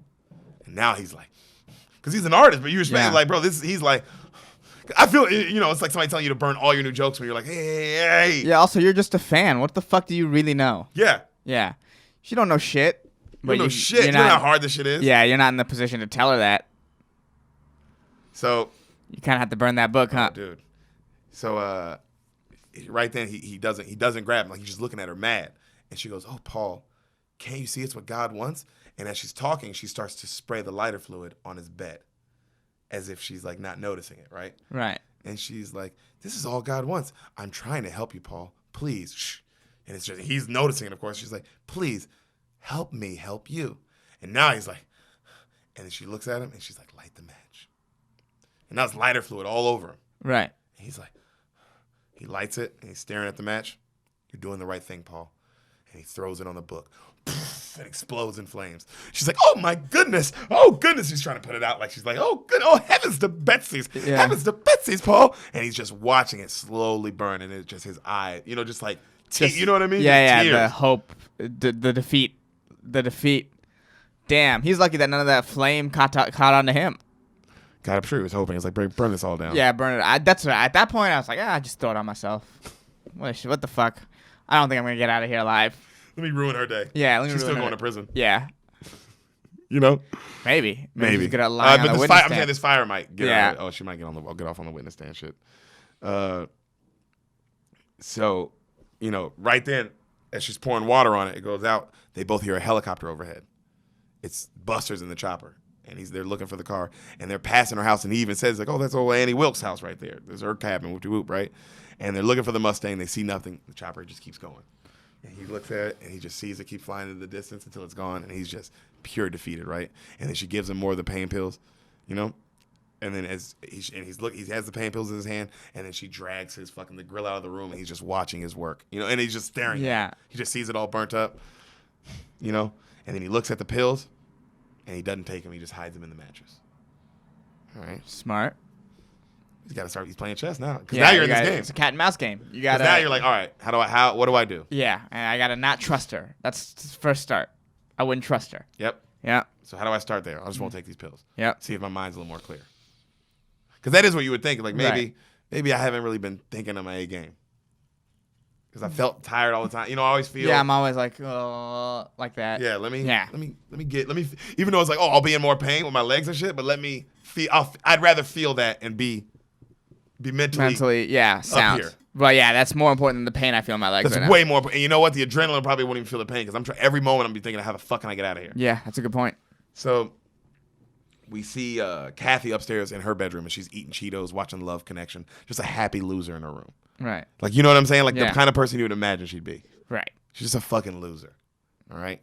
Because she's watching the Love Connection, like loving it. And just eating cheese puffs and stuff. Yeah, it's hilarious. Yeah, so, Cartman. Yeah, Paul. Cartman. She's Cartman. She's Cartman. Oh, she's fucking Cartman. She's realist because this is how Scott Tenorman really is feeling. Oh, this is Scott Tenorman, just helpless. Yeah. Oh my God, this is Scott Tenorman must die. Yep. Oh my God. Paul's eating in his room all sad. Yeah. And he takes his fork and he cuts the lining of his bed on the side. Mm-hmm. And then he hides more pills in the bed, like in the bed now, like in the lining. Mm-hmm. So cut to the next, like a couple days go by, she has a wheelchair for him. And she's like, isn't this nice? And she's got him in the wheelchair. She's like, I also got you an electric razor, And then he looks at her and he goes, wow, if I'd have known this was going to be the big surprise you were going to get me. Because remember back when she said I have a surprise for you? Yeah. He's like, I wouldn't have burned all my books. He said, no, I would have, if I'd known this was going to be the big surprise, I would have burnt all my books. And she's like, oh, Paul, you don't have to poke fun. Besides, this is going to be your new studio. He's like, what? And she's like, your new writing studio. He's like, what do you think I'd write here? She goes, well, we got rid of that nasty manuscript, and now you're going to write a new one, Misery's Return. And he's like looking at her like, oh, fuck. right? And she was like, now you can make it right. A book for me in my honor for saving your life. And you'll make me the envy of the world. And I expect nothing less than one of your masterpieces, of course, Paul. And then he's looking at her like, you understand? How the fuck do you think this works? That's what his next line. Wow. His next line. You understand this isn't a normal way to write a book, right? Which is literally like, hey, you know I'm a real author. Yeah. This shit's hard. Yeah, I can't just create a masterpiece. Sometimes you only get one masterpiece. Sometimes, One. I mean, yeah. That's Also, all you I need, have to but- go to a log cabin for like months at a time. He was Yeah. there for months to write this book. Yeah. So Like, like, that's some artist shit. It's like, dude, do you understand the mental? no, she doesn't. She doesn't understand anything. Yeah, what am I talking Yeah. about? Yeah. What do you? Just a fucking fan. Yeah. Who thinks they they think they know they can do it. They think they know they can do it. Yeah. With fans, you see this. You know what? You see this a lot with like people who listen to podcasts a lot. Oh yeah. They think they can do the comedy. They think they can get up on stage and actually do it. And it's like, oh no, man, you can't. You can. You are very good at critiquing it from behind your computers. But will you get up there and do it and be funny at it? Absolutely not. You know why? That shit's hard as fuck, bro. That shit's hard as fuck. That shit's like, it's just as hard as writing a hit novel. That shit is fucking hard. Let alone 8 hit novels. Yeah. Fuck out of here, bro. Yeah. It's just damn near impossible. Yeah, and then to think you can just write another one just because. Just because you've done it before. It's like, no, bro, I lock myself in a cabin for Yeah. months at a time so I can try to do this shit. That's how hard it is. Yeah, but- like away from my daughter or my Yeah. fam. Like, you know what I mean? Like, think about that. She's Eric Cartman plus an internet troll. I guess Eric Cartman is an internet troll. Eric Cartman's the worst internet troll. He Yeah. kills you. Yeah. He trolls you and then actually Yeah. does what he says he's going to do. Yep. She's Eric Cartman. God, she really is. So she's like, I have confidence in you, Paul. Don't worry. And then she sets the typewriter that she got in front of him. And she's like, I'll be right back. And then she leaves. A bobby pin falls out of her hair on the floor. And he's like, his eyes light up. Yeah, And it's a she tool. She comes back in. She's like, did I do a good job? And he's like, oh, you did great. He's like, but there's one little problem. She's like, what, Paul? He's like, this paper that you got me, this won't work. It smudges. And then she's like, what? And he's like, I need this kind of paper. And he says like this specific kind of paper he needs. Yeah. And then she's like, but no, the paper that I got was the one that cost the most. It won't smudge. He's like, come here, I'll show you. And then he writes the word smudge. And then he like pulls it out and then takes his thumb and it smudges. Yeah. And he's like, because he does know his shit. He's like, this paper's no good. And then she's like, well, okay.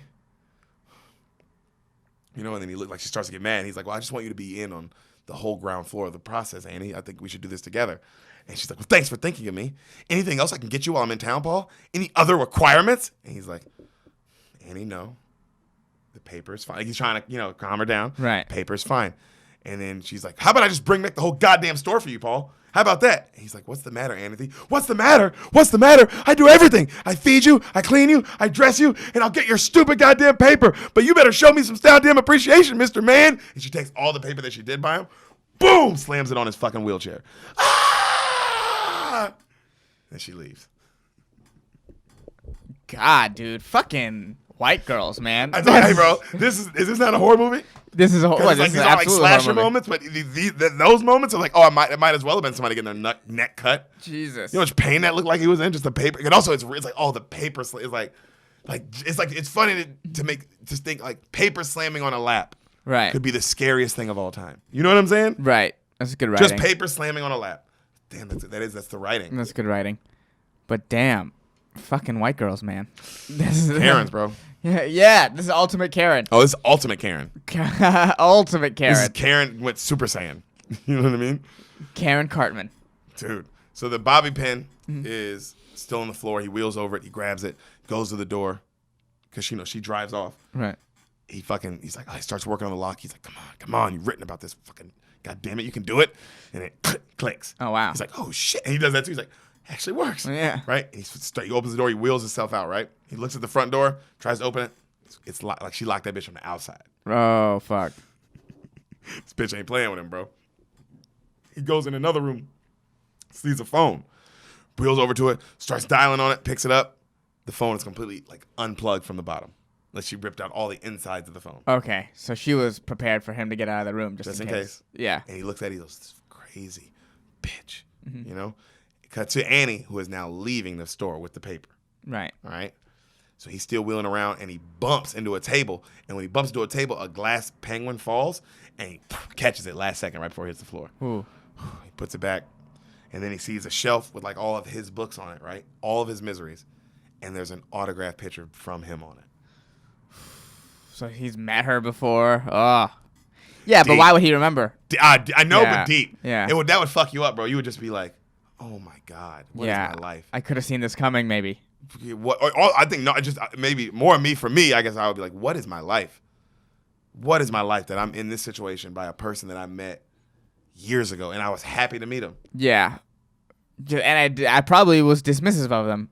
Yeah, not in a mean way, but just in a way of like, yeah, whatever. Oh, thank you so much. Yeah. And then you're on to the next person. Not even in a whatever way. Like in an actual like when we take pictures with people. Okay, like that. Yeah. It's like a good. I don't feel like, oh fuck them. I'm like, oh man, I'm really happy I took that picture with them. And then that's it. I'm not thinking about it anymore, because also you don't want to think too much about it and give yourself too much praise. That goes crazy. But you also don't want to not dismiss it either, because that's unhealthy for you too. Right. You know what I mean? I think you need to have, there's a little balance of like, oh, that was nice. And I'm, now I'm moving on. I enjoyed it for what it was. I took it for what it was, and I moved on. And then I look back at one of those pictures from a person we took in Indianapolis, and then as I'm tied to the chair in their bedroom or whatever. Yeah. Like, yeah. That's what would fuck me up, because it would be like, what is this? Damn, were you thinking about this when you met me? Yes! That's what would fuck me up. Yeah. I would be thinking that. I'd be like, oh my God, when are they planning this? When did the fantasy start? Dark. Oh God. Well, I mean, luckily we met Jay Schaub, because Jay Schaub gave us all great advice that if you ever had a stalker serial killer, try to kill you with a gun, Move the barrel. just grab the barrel. Yeah. So anyone out there wondering how you would defeat such a person, well, if they're pointing a gun at you, just grab the barrel and move it away from your body. Yeah. And then if you want to take the gun from them, obviously do that. It's kind of your choice at that point. Yeah, right. You can hit them, go out, kick them, but Yeah. And if you're interested in more tips, take Jay Schaub's masterclass in self-defense. I think it's $10.99 a month, but it's good stuff. it is. Love you, Jack. Yeah. God damn, that was the dumbest thing you ever said. But it was so funny, dude. So he's checking the kitchen out, right? He's checking, and he looks and he sees another door to outside, but his wheelchair won't fit in the door. And he's like, fuck. And then he grabs his legs, and then he just falls on the floor. Just takes the pain, bro. Yeah. Starts crawling to the door. He gets there, also locked. He just sits himself up. He's so defeated. He looks at the knives, and he's like, there's knives in the kitchen. He's thinking about the knives, right? And then right then he hears like a car coming up from the distance. Panic. Crawls back to the floor, screaming in pain. Gets in the thing, starts wheeling back to the door, and he parks the car outside. He gets back to the room. He realizes he forgot to close another door. So he has to wheel back, close the other door. Yeah. And then he gets back to the room. She's walking up, right? She drops something. He hears her drop something. He finally closes his door. And then he gets in the room, and he uses the bobby pin now. He's trying to lock it. She comes in. He locks the door. He has the pills still on his lap. Oh, my bad. While he was in the kitchen. Yeah. I'm sorry. He stole some pills. Okay. The pills that she were giving me, stole like a bunch of them. Okay. You know what I mean? All right. And he's like, he fucking, that's still on his lap, and now he's sweating like crazy, obviously, from all the pain and the shit he just did. Right. And right then she opens the door, and he's like, and she's like, Paul, what's going on? And he goes, I'm suffering. I need my pills, Annie. I need my pills, please. And she's looking at him all crazy. He's like, please, Annie, please, I need them now. Make the pain go away. Please make the pain go away. And she's like, it breaks my heart to see you like this, Paul. And then she walks off to go get the pills, right? Right. And then he hides the ones that he had in his underwear, and he's like, and she comes back in, and she's like, puts him on the bed, right? And she's putting him on the bed, she's talking to him, and she goes, Paul, the reason I'm not more popular is because of my temper. But I know now I got to be nicer to you. My genius needs his rest before he writes. So she puts him back in the bed. And she gives him a notepad and a pen. And she goes, in case you think of any ideas while you're sitting here, just think of me as your inspiration. And she stops, and she goes at the door, and she goes, I have faith in you, my darling. And she blows him a kiss. And he goes, catches it. And then she closes the door, right? And he's like, he spits out the 2 pills she gave him in his mouth and puts them in the bed siding. Okay. That's going to come out. She's going to find those pills. There's no way. She's too crazy not to find those pills. She's too crazy. So Buster is still in the chopper looking for the Mustang. Mm-hmm. This is another day. And he finally spots it. He sees that tire. Right? So now they're pulling the vehicle out of the snow. The FBI's there. The million reporters are there. You know what I mean? And they're declaring him dead. You know what I'm saying? They're saying how, there's nothing in the car. There's no way he would have survived anywhere. There's nowhere anywhere close. Right. There's no way he survived with the kind of snowstorm that was going on. And even if he did get out, we won't be able to see him until this thaws. Right. There's been so many inches of snow. And that's if the animals didn't get to him first. Oh, damn. Great thing for his daughter to hear, I'm sure. Yeah. So as the FBI is all saying this, and they're all kind of just writing it off as like, oh, done. Open, shut case. Our boy Buster Notices something's off. he's like, I don't think it's so open and shut. Because he's looking at the car. Right. And notices the car door. It's been pried open. Yes. Yeah. Buster. Old man Buster. And his wife's looking at him, and the wife's like, you don't believe he's dead. And he goes, no, he might be dead, just not the way they're saying it's happened at least. You know what I mean? Like, He's like, I don't think that. And he goes, someone pulled him out of that car. Right? And then he kind of points at the door to her, and she's like, smile like, damn, look at my fucking husband. Yeah. Cut to Paul in his room, and he's taking all the pills he saved, 20 or 30 of them, and he empties them in a little sleeve he made with a notepad. Just empties them all. Okay. All right, so now he's got like a bunch of it in that little powder. So he's staring at the typewriter. It's the next day, and he just types the word fuck 20 times. And then he pulls it out and he throws it away, takes a deep sigh, and then he starts typing. And then another day goes by, and then another day. And she tells him, oh, Paul, this is all wrong, right? Because she's looking over his work. He's like, what are you talking about? And she throws it all out. He's like, hey, maybe we're being a little hasty here. She's like, this isn't fair. And she starts yelling about how her childhood personally and how it doesn't match up to this new storyline he's writing. Yeah. Right? She's just being a crazy person. Right. Because now he's really thinking, oh, my God, she just wants me to write her story. Yes. Yeah. Because she relates to this misery character so much. Right. So, whoop, and she tells the story about how she went crazy to theater and all this. And she tells him, you have to bring misery back, but you got to bring her back the way she wants and all this stuff. So he's like, okay. Starts typing again. More time passes, more snow falls. She's reading his work, and he stares at her. And he's like, is it fair? Is it okay, Annie? And she's like, oh, it's even better than that. I love it, right? And she says how, it's just like why she loves it. And it's like all this bullshit, like reason. Yeah. And all this soap opera kind of things. And you tell he's just writing to make her happy, and he's smiling, and she's so pumped. And then she goes, well, what happens next? What happens next? And he's like, well, you'll just have to wait, won't you? She's like, oh, Paul, I'm going to put on some Liberace records. You've made me so happy. And he goes, hey, Annie, would you like to have dinner with me tonight? Her mouth is just open. And he's like, to celebrate misery's return. And she's like, oh, Paul, it would be an honor. All right. Play into the crazy. I like it. Got to do something. Yeah, you can't just be stuck there. So writing this clearly terrible book. God, Jesus. Yeah. So Buster comes back in the office, and his wife is there, and she's like, what'd you buy? Because he has a bag full of misery books. He bought them all. He's like, well, I figure if I can't find Paul Sheldon, maybe I'll just find out what he wrote about. And she's like, kind of laughs it off, like, well, you're so crazy, right? And talk shit to him. So Paul and Annie, I like Buster, bro. Buster gets it. He knows something's up. Something's up. He's like, maybe he written about it before. Maybe it's in here and I don't even know. Maybe there's something in here that I'm missing. Mm-hmm.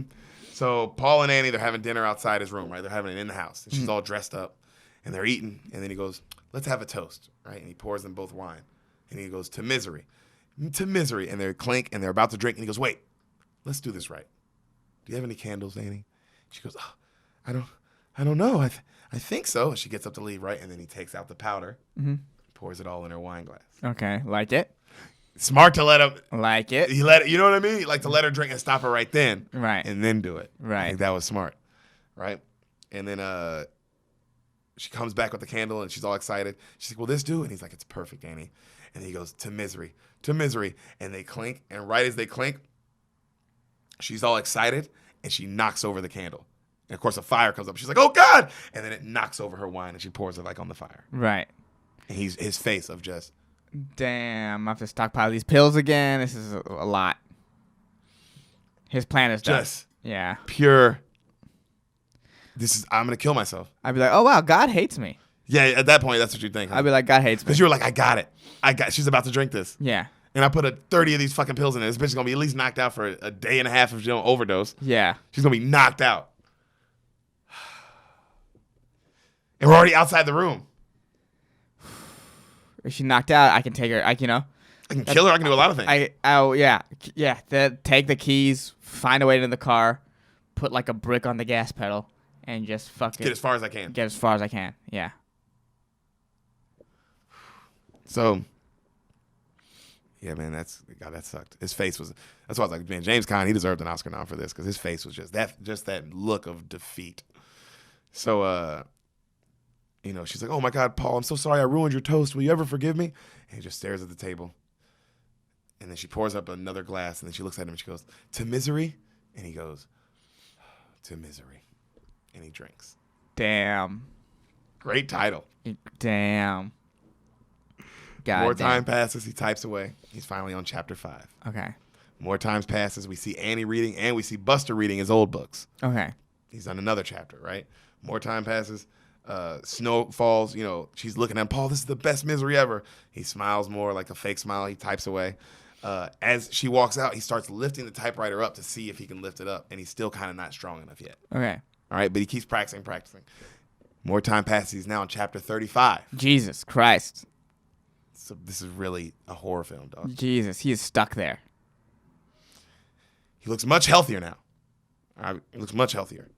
And now he can lift the typewriter easy. Okay. And he's doing that, and he's like, you know what I mean? He's like, okay, like in practicing slamming it. You know, and he's like, you can tell he trusts himself. Like, all right, I'm strong enough to do that. To attack. So Annie comes in one day, and she's super depressed, and it's raining outside. And he's like, and she looks all crazy, and he goes, what is it, Annie? She goes, it's the rain. It gives me the blues. She looks at him, and he's like, sorry. She's like, at first I only loved the writer, Paul Sheldon, but now I love the rest of him too. She's just staring at him. And he's like, and he's about to say something. She's like, I know you don't love me. You don't have to say you do. You're a brilliant, beautiful, famous man. And I'm not a movie star type. You'll never know the fear of losing someone like you, Paul. That line scared me. You'll never know the fear of losing someone like you. It's like, just from putting it from her perspective, in her crazy brain, what that means. That means you are willing to kill me. That means you're willing to kill. You kill yourself. Everything. Yeah, you kill. Oh, my God. You're that completely, your brain's completely that gone. Oh, my God. And then he goes, why would you lose me, Annie? She goes, well, the book's almost finished. Your legs are getting better. Soon you're going to want to leave. He's like, well, why would I want to leave? I like it here so much, Annie. And she's like, that's kind, but I know that's not all the way true. And then she pulls out a gun. And he's like, she's like, I have this gun. Sometimes I think about using it, Paul. I better go now, or else I might put bullets in it. And she leaves.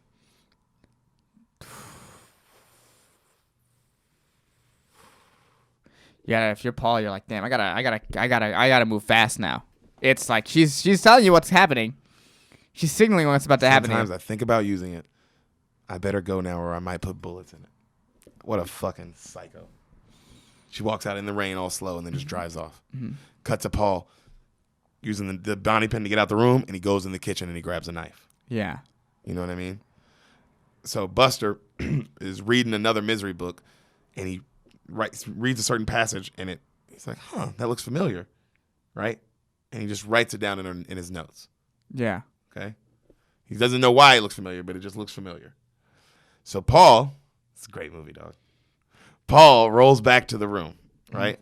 After he got the knife. And then he notices in the other room, before he goes in, he notices there's a scrapbook out.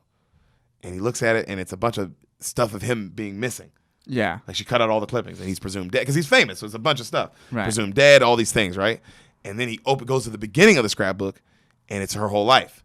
He sees clippings of her as a child, and then clippings of her husband who died in this accident. And then we see pics of her when she's the top nurse in her field, like some hospital, right? There's like a article about it. Yeah.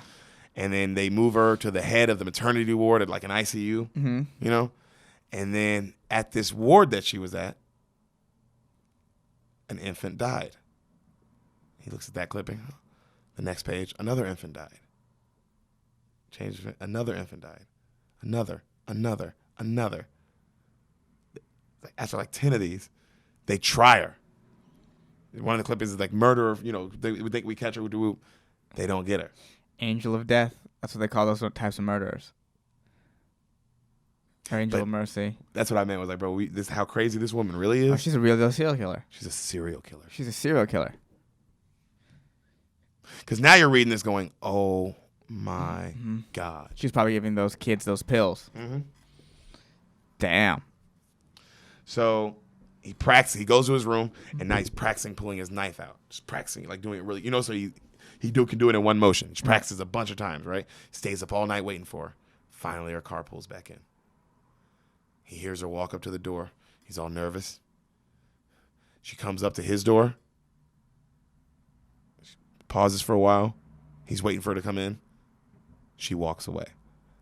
He hears her go upstairs and cut her TV on. He hears like the Love Connection song. Yeah. And he's like, he hides the knife under the bed all mad. Yeah. He looks up. See you in the morning. He falls asleep. Okay. We're about to get somewhere. They got to fight soon. He wakes in the middle of the night. Yeah. He looks over. She's right by his bed. No expression. Injects him with something. He passes out. Just like that. He wakes up the next morning. Paul? He's all like drugged up, and he's like, he's smiling. And he kind of comes to. And then she goes, Paul, I know you've been out. He's like, what are you talking about, Annie? And then he looks down, and his body's completely strapped in. Oh, He's no. completely strapped in the bed now. Oh, no. And he's like, what? Been out where? Like, now he's like starting to like really like, what the fuck? Yeah. And she's like, I know you've been out of the room, Paul. I noticed you. She's like, I know you've been out twice, too. First, I noticed when my penguin in the other room was facing south. He never faces south, Paul. Remember when he dropped that little penguin? Yeah. And she goes, and at first, I couldn't figure out how you did it. And then last night, I finally found your key. She holds up the bobby pin. And as he's doing this, he's reaching to find the knife that he hid under like the bed. Yeah. And she goes, oh, you're looking for this? And she holds up the knife. And he's like, and she goes, I left my scrapbook out, and I know you looked at it. I can't believe what you probably think of me. But Paul, I know you just need more time. That's what it is. You need more time with me here. And then you'll want to be here after more time with me. Mm-hmm. And he's looking at her. And she goes, Paul, did you ever hear about, and then she names a certain diamond mining company. Okay. Right? That's from in like Africa or wherever. And she's like, you ever hear about this? And he goes, no.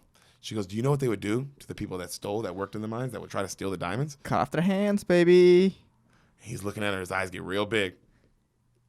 Right? And she says, well, what they would do is, because, they couldn't kill him. You don't want to lose your stock. She laughs. She's like, they would hurt them. And they'd hurt them in a way so they can't leave, but they know not to steal again.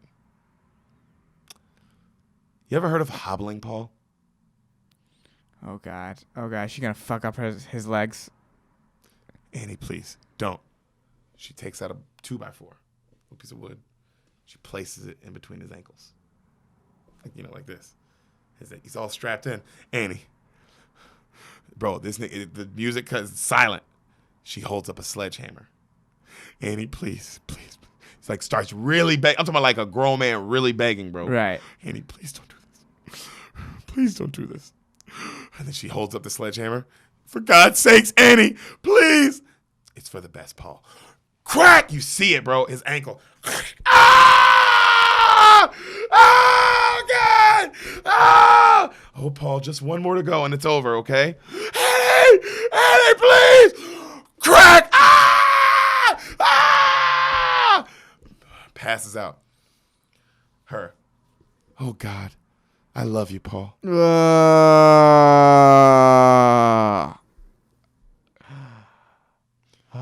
I said this movie fucked me up as a kid, that's the scene. That's what. Also, that's the famous scene in this movie. So if you ever bring up misery to somebody, they're gonna be like, "Oh, the hobbling scene." Oh, God. Because they show it. They show it. It is fucking. I told you, bro. This is a horror movie.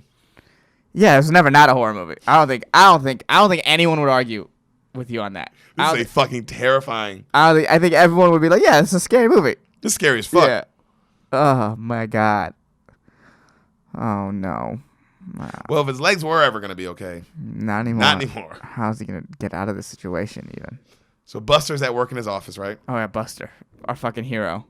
You forgot about Buster. Yeah, little Buster. He Rel. is. Wow, he's Little Rel in this. I didn't think Rel. about that. Mm-hmm. So Buster's at work in the office, and he looks out and he hears something. Come on, somebody yelling, and it's Annie, and she's getting into road rage with this guy. They're yelling at each other. Yeah. Okay. He's looking at her, right? And she's like, "You poop, you go to hell," right? And then he watches her as she goes into like the convenience store, the drugstore in town. And he starts thinking. And then he runs back into like his office and he starts going through his stuff. And he looks for that little note that he wrote down. Remember the little note? Yeah. And he grabs it and he runs out. His wife's like, "Where are you going?" He heads to the library. He starts going through all the old like newspaper stuff. Yeah. And he goes to the Annie Wilkes stuff from when she was tried in this case. Because he's a sheriff in this small town, he would have heard about this. Yeah. And in the clippings, she says the quote from Misery. Like that's what she says on the stand. And they write that down the paper, and then and it's the same quote he wrote down, and he's like, "That's why I look familiar." Yeah, this bitch is up to something. All right, Lil Rel Buster. I mean, dude, I love Buster, bro. Lil Buster Rel. He put that together. Yeah, He fucking legitimately put that together. Lil Buster Rel. That's Little what Buster Rel. Mm-hmm. So Buster goes, after that he leaves and he goes back to that drugstore. Mm-hmm. And he asks if there's been any Paul Sheldon books here. And he's like, "We sold out in 3 days." He goes, He goes, "Has Miss Wilkes been by?" He goes, "I mean, if there's ever a Paul Sheldon book, she's the first one to buy the copy." He laughs. He goes, "Oh, she been by a lot lately?" He goes, "Oh, normal." He goes, "She buy anything odd?" He goes, "No. I mean, unless you think a bunch of paper to type on is odd." And then his eyes light up. Of course, Buster's like, "Not odd at all, sir." No. And he goes, "She ain't got any trouble?" He's like, "Nope." And he runs out. Yeah. Drives off. Paul's looking out the window just defeated. He sees the sheriff car pulling up. He starts getting excited right then. Annie busts in with syringe. "No!" And they fucking fight. And they struggle. And then finally she gets it in him. Right. And he passes out. She wheels him over to the basement and she's like, "I'll never understand you, Paul. You just continue to fight me. We need to develop some trust." And she picks him up and she carries him all the way downstairs to the basement and puts him down. He's passed out, right? She folds up his wheelchair. She hides it. She goes to open the door right as Buster's knocking. He's like, "Oh, excuse me, ma'am." And she's like, "Oh, my goodness, you startled me, Sheriff." He's like, "Oh, I'm sorry." And she's like, "What can I do you for?"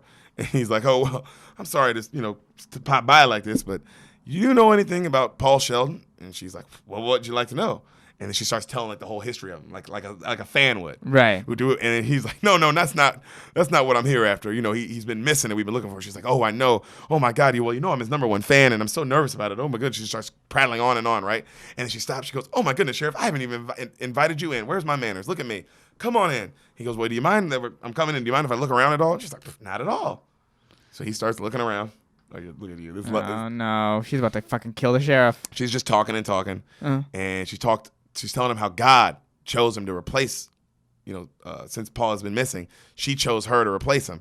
I'm his #1 fan, so I knew that I might have the best chance to make up his stories if I were, and so what I've been doing is pretending I've been him, and I bought a typewriter and a bunch of different paper, and I turned the guest room into a writing studio. Would you like to see? And he's like, "Sure." She shows him the little studio that they made. Right. And smart woman, bro. Yeah. She's like, she says, "I know how he wrote, and I knew the words he liked to use. I spent the last 4 weeks trying to write like him.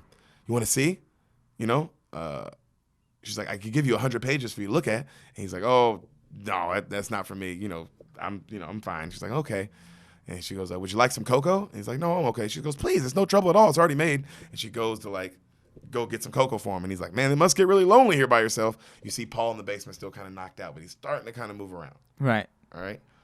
So she says, she says something, right? And then he heads off upstairs to look around in her room. Nothing, doesn't see anything. And then she kind of creeps up behind him and he turns, he's in all shock. He's all kind of nervous. She's like, here's your cocoa. And he grabs it and then he gives it back to her. He goes, "Oh, I'm good. I'm okay. I think I'm gonna get out of here." Smart man. He felt it. He felt the energy was off. She's like, "You're not even gonna drink the cocoa?" He's like, "No, I really gotta get going." She's like, "Really? You're not gonna just stay for one cup?" That's when somebody, remember that crocodile episode in Black Mirror where this brown lady goes, she's finding out a lady's killing everybody because a lady's memories. job is to find memories, right? Yeah. And she sees her memories, and it was just like that scene where she's like, "Oh, I'm gonna get out of here." Yeah. The lady's like, "Oh, you don't want to stay for your tea?" And she's like, "No, I'm okay." She's like, "Just your one glass? You don't want it?" And it's like, "Ooh, bro, when anybody keeps offering you a drink, nigga, get the fuck out of there. Yeah, the fuck? Get the fuck out of there." Yeah. And so you see Paul, he comes to a little bit more downstairs, right? And then as he's leaving, he goes, "Do you mind if I come back again sometime?" And she's like, "I'd be delighted if you did." And then as he's leaving, the door closes, and then Paul comes to downstairs, and he knocks over the grill.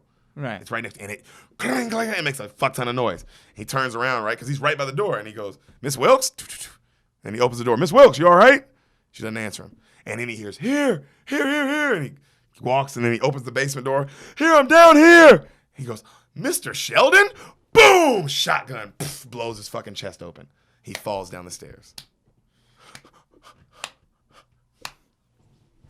Paul can't believe it. Just like The Departed. You know what I mean? That just where you're just like, oh, Lee. You just don't like, damn, that nigga got his chest blown off. Little Buster L. Gone. Like that.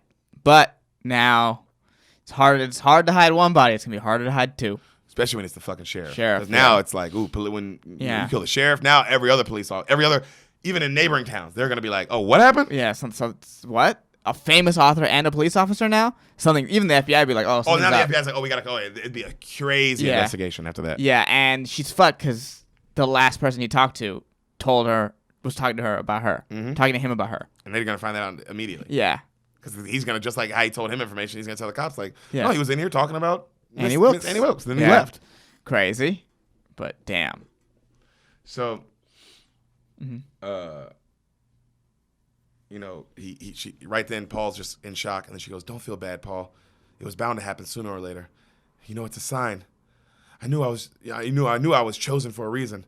We were meant to be together forever, Paul. Forever. But don't worry. I prepared for us. I put 2 bullets in the gun. One for you and one for me. She starts crying. Darling, it will be so beautiful. And she holds up her syringe, right? And he starts looking for something to grab. And she's like, don't be afraid, Paul. I love you. And he goes, you know I love you too, Annie.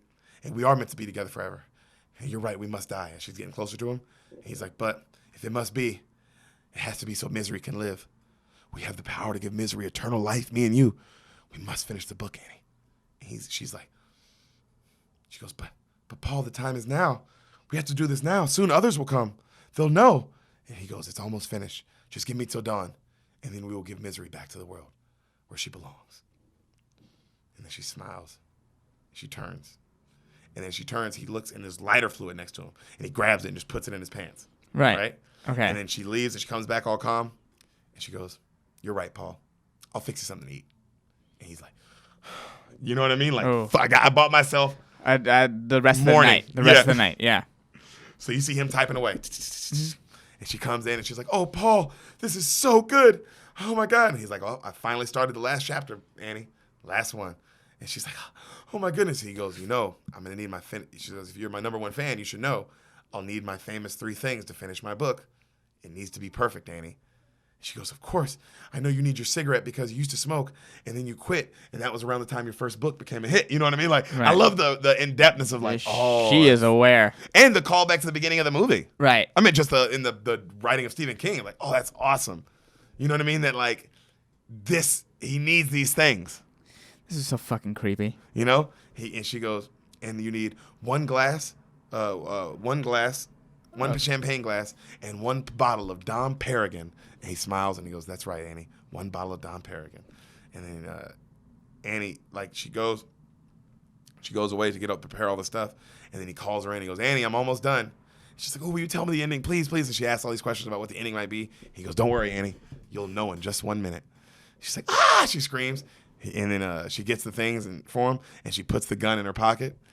And she brings it in, and she goes, did I do good, Annie? Oh, he goes, oh, Annie, you did perfect. Except this time, we're going to need 2 glasses. Oh, Paul. She melts, and she leaves, right? As she leaves, he fucking throws the book down, fucking balls up another sheet of paper, pulls out the lighter fluid, pours it all over the book that he just wrote. Yeah. You know what I mean? And then pours it on the last page that he just wrote, and then he grabs the lighter and the match, and the 1 match. Yeah. Lights a cigarette. Holding it up. Okay. Bro, remember how this is why I love that's what saved his life. His superstitious routine. Crazy. That's what I meant the writing. It's like, oh shit. I thought that was genius, bro. Like, damn, that's good. The writing, the callback on that is like, he's like, all right, well, how can I get out of this? Like, damn, to grab the lighter fluid and be like, it'll make sense that I'm asking for this. Yeah. Here's the plan. He really came up with that last second. Last second, bro. Saved his motherfucking life. So he lights. Probably. She walks in. She's like, what are you doing? He goes, remember all these years, no one knew who Misery's father really is. But it's all right here, Annie. Right here on this last page. Paul, don't. Bro, use it against her. Yeah. Use the book against her. Yeah. Damn. Paul, you can't. He fucking sets it on fire and drops it on the book. No! Popo, no, you can't do it. You can't do it. No. Takes the typewriter. Boom! Hits her on the head. Paul knocks her out. He gets up and he's trying to get to her, right? She fucking gets up, Chuck, and she's like, fights. I'll kill you, you cocksucker! You liar! They're fighting. He starts gouging her eyes out. Like she's bleeding out of him, bro. And then she falls back. She pulls the gun out. He starts wheeling towards her. Pow! She shoots him, hits him right in the shoulder. He fucking dies. He fucking takes it. God just dives at her anyway. Yeah. At that point, I get it. It's like, bro, if you ain't putting this bullet in my head, I don't give a fuck. Yeah, at the very least, I'm going to kill you before I go then, you idiot. You fucking fat bitch. Yeah. Fuck you. Hey, that's not fair. That's not right. Hey, she eats She's too much. big boned. She is. I love you, Kathy. Yeah. Also, what do you need? Like you said, a hot blonde bimbo to play this? Yeah, but that's exactly what would have happened. Oh, God. And you don't get an Oscar-winning movie. And that's why network executives should learn to just be the money and take a step back sometimes. Yeah, maybe guys like Stephen King get it. Yeah. And maybe guys like Harvey Weinstein shouldn't be in charge of casting. Anyways. Well, sometimes he nailed it. Yeah. Actually, but it was when he let the artist have full control. Yeah. He let Tarantino have control. Mm-hmm. We have the greatest, I think the greatest director of our time. I mean, and of course you can argue other people, Right. but you have to put him in the top 5. He's definitely a top director. I mean, yeah, top 3 probably, but I'd say at least top. Even if you want to give some other guys, he's top 5, and I mean all time to ever exist on this earth, And you got to give Harvey that he let the boy do his damn thing. He did, but that's because it was good because Harvey stepped back. And full circle, yeah, let art be, guys. You got to let art be, even when a pedophile is involved. Or whatever Harvey Weinstein is. He's a rapist. He's a rapist. Yeah. They're all bad. Yeah. They're all bad. Can't be any of those things. Rapist, pedophile, murderer. Those are the 3 titles you literally can't have. No. Can't come back from those. You can come back from thief. You can come back from forgerer. Forgerer. You can come back from asshole. Yeah. You can come back from guy who fucked his mom. You can. You can come back from a lot of things. You can come back from guy who jerked off in front of women. Yeah. It's not a pedophile. Or rapist. Or murderer. No. Also, he's a regular guy. Ladies, take a little ownership. Yeah, don't say yes when he asks. Take a little ownership. A little bit. I'm not saying it's your fault. I'm not saying you should have did it, obviously. But take a little ownership. Yeah, he was asking. Yeah. You said yes, he did it. Now, with Bill Cosby, Bill take the ownership. Yeah. Bill, you can't have women thinking they're gonna come get some regular Bill Cosby dick, and then they pass out to some horrible, horrible Bill Cosby dick. Yeah, Jesus Christ. How bored with sex are you? Mr. Pull up your pants. Yeah. Get over yourself. Fucking rapist. No wonder you donated billions of dollars to black colleges. I would too if I raped women every other night. Yeah, and if I had to do something cosmically to balance it. Yeah, and I thought that was good enough. Oopsie. Also, it's so funny to be like, that's what we did back then. Yeah. Everybody was doing it. Hey, man. No, they weren't. No. You know why? Because they would be talking about, women would be like, everyone was doing it. Yeah, women would also be like, no. Literally, it's the only way I had sex in the 70s was I'd pass out and some dude would fuck me. Yeah. So I don't know why they're so mad at Bill. Bill. Everyone's looking at you like, no, dude, we all did Quaaludes. I still didn't fuck people while they were asleep. That was a you thing. Yeah, that's a you thing. That was a weird Don't put that on the Quaaludes. Yeah, don't put it on the Quaaludes, bro. Yeah, what did Quaaludes do to you, Bill, except get you laid? But that's his argument. It's like, oh, we were all drinking drugs. It's like, yeah, they were taking drugs. They weren't expecting to get raped. They were expecting to get high. Yeah. And fuck you. Yeah. They were already. You're Bill Cosby. There were so many women who would just have fucked you while high and awake. It's not enough. No, it's not. At that point, it's a power thing. At that point, it's not about the sex. It's about I need to feel that in control. You control everything in your life. And you want to control. You want to control everything. Mm-hmm. That's the level of control. Well, control that jail cell, Playboy. Hey. Lock it down. So, they're fighting. They're fighting on the ground now, bro. And he takes her head and he's smashing it on the ground. Poof, poof, poof. And he goes, "You want this book? Eat it!" And he grabs the burning book and he starts shoving that shit in her face, bro. Yeah. It's just good. Pure Good for him. rage. Good for him. And then he goes, "You sick fuck!" And he's hitting her.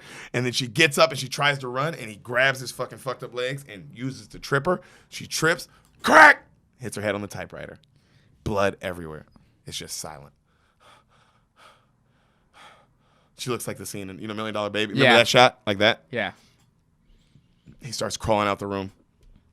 He gets out. She jumps on his back. Ah! She starts trying to kill him. He's like, you fucking bitch! He bites the shit out of her. They start I didn't know fighting she more. was Chucky as well. Dude, it scares you so because you're like, oh my, because you're so sure she's dead. It's like, what the fuck? Bro, there's a little pig statue that she has of her little pig. Yeah. And he grabs it and he fucking crack and that shit. And you see her eyes kind of, and then she falls. Poof, and she dead. The bitch dead this time. Okay. But this time it was like, you can tell even him, he's like, oh, I don't have to double check. I got her. Yeah. Like the last one, I was like, I guess I should have double checked, but it looked like she was dead. This one, it was like, oh, nigga, I felt her nose going to her brain. So she just, he lays there panting, fades to black. New York City, 18 months later. Okay. Right? We see him walking with a cane. Mm-hmm. He's walking, but, he has to have a cane to walk. It's a really nice suit. And he goes into a restaurant and he's talking to his agent about his new book. Mm-hmm. It's called The Higher Education. All right. And apparently it's up for the Pulitzer Prize and this, that, and the third. And it's just, as far as critics go, it's his most beloved work, and like all these things. Yeah. Right. And he goes, man, he's like, I'm really glad I wrote this one for me. And he goes, and if I'm being honest with you, I'm nuts. But in some way, Wilkes, that experience, it helped me. Oh, really? In some way, that experience helped you?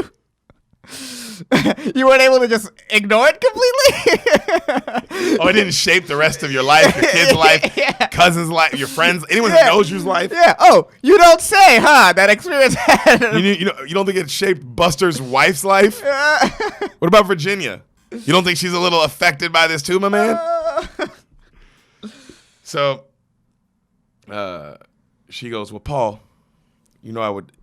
Every literary agent in the world would kill me if I didn't ask, and I would have to also kill myself. But since you brought it up, she's like, I didn't want to bring it up because we're friends, but since you brought it up, I have to ask. How about a nonfiction book about what happened? I do respect this agent. It's like, wow, they're actually friends. Yeah. For her to not bring it up, think about that. For her to not bring it up this long, she hasn't brought it up. Yeah. It's like, wow, this it's a year and a half. If you're an agent, yeah. Like, if I was an art, I'd be like, damn, bro. I fuck with my agent. Like, yo, we could have been capitalized on this story. Yeah, we could have. Immediately. And she didn't say anything about it until I brought her up. Yeah. I would be like, bro, you have to be like, damn, that agent fucks with you, bro. Like, that agent fucks with you like as a person. Right. And if they were one of the first people to call and say you were missing, you would also be like, damn, you did that? And they'd be like, yeah, dude. Of course, you're my golden ticket. And then B, I've been working with you probably for 8 books now. Yeah, we become friends over that time. Yeah. Yeah. Ooh. But that's when I was like, oh, wow, this agent's more than just an agent. This agent definitely cares about him. What does he respond to it? So he looks at her, and he goes, oh, he kind of laughs. And he goes, oh, so you want me to bring up the most horrific, horrible experience of my life just for a few bucks? I'm good. He's also a billionaire. Yeah, at this point. I get that. This dude doesn't fucking need this shit. I get that. And then he goes, but what's weird? He looks up.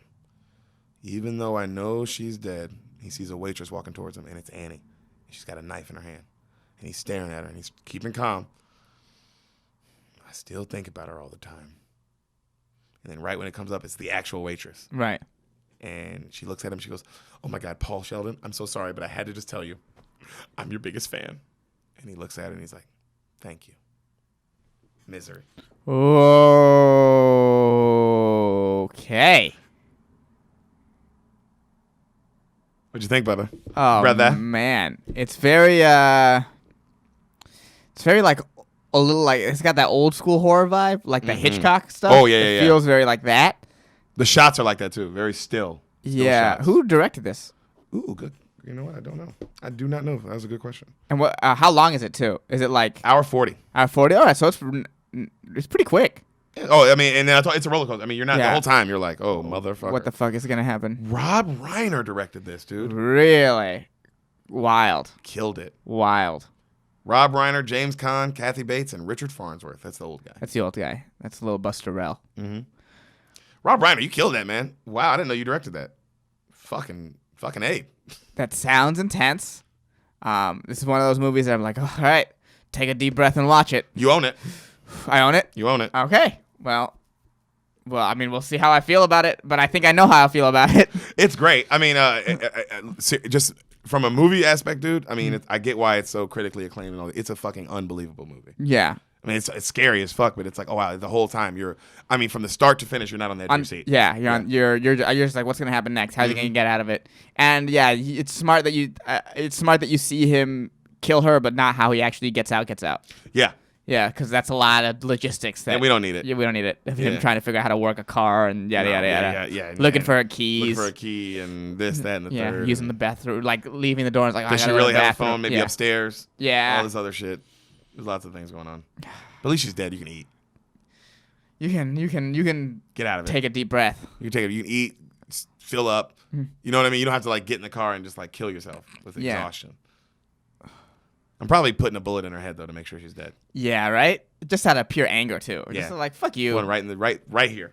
You don't get to live. Nope. And I get to put a bullet in your head. Probably 2 or 3 actually. I'm fucking your whole face up. I'm unloading on your face. I'm fucking your face. You know what? I'm just gonna fuck your face. Oh, I'm fucking you. Yeah. I don't know. I thought that was already yes. I fucked you already. I fucked your dead body.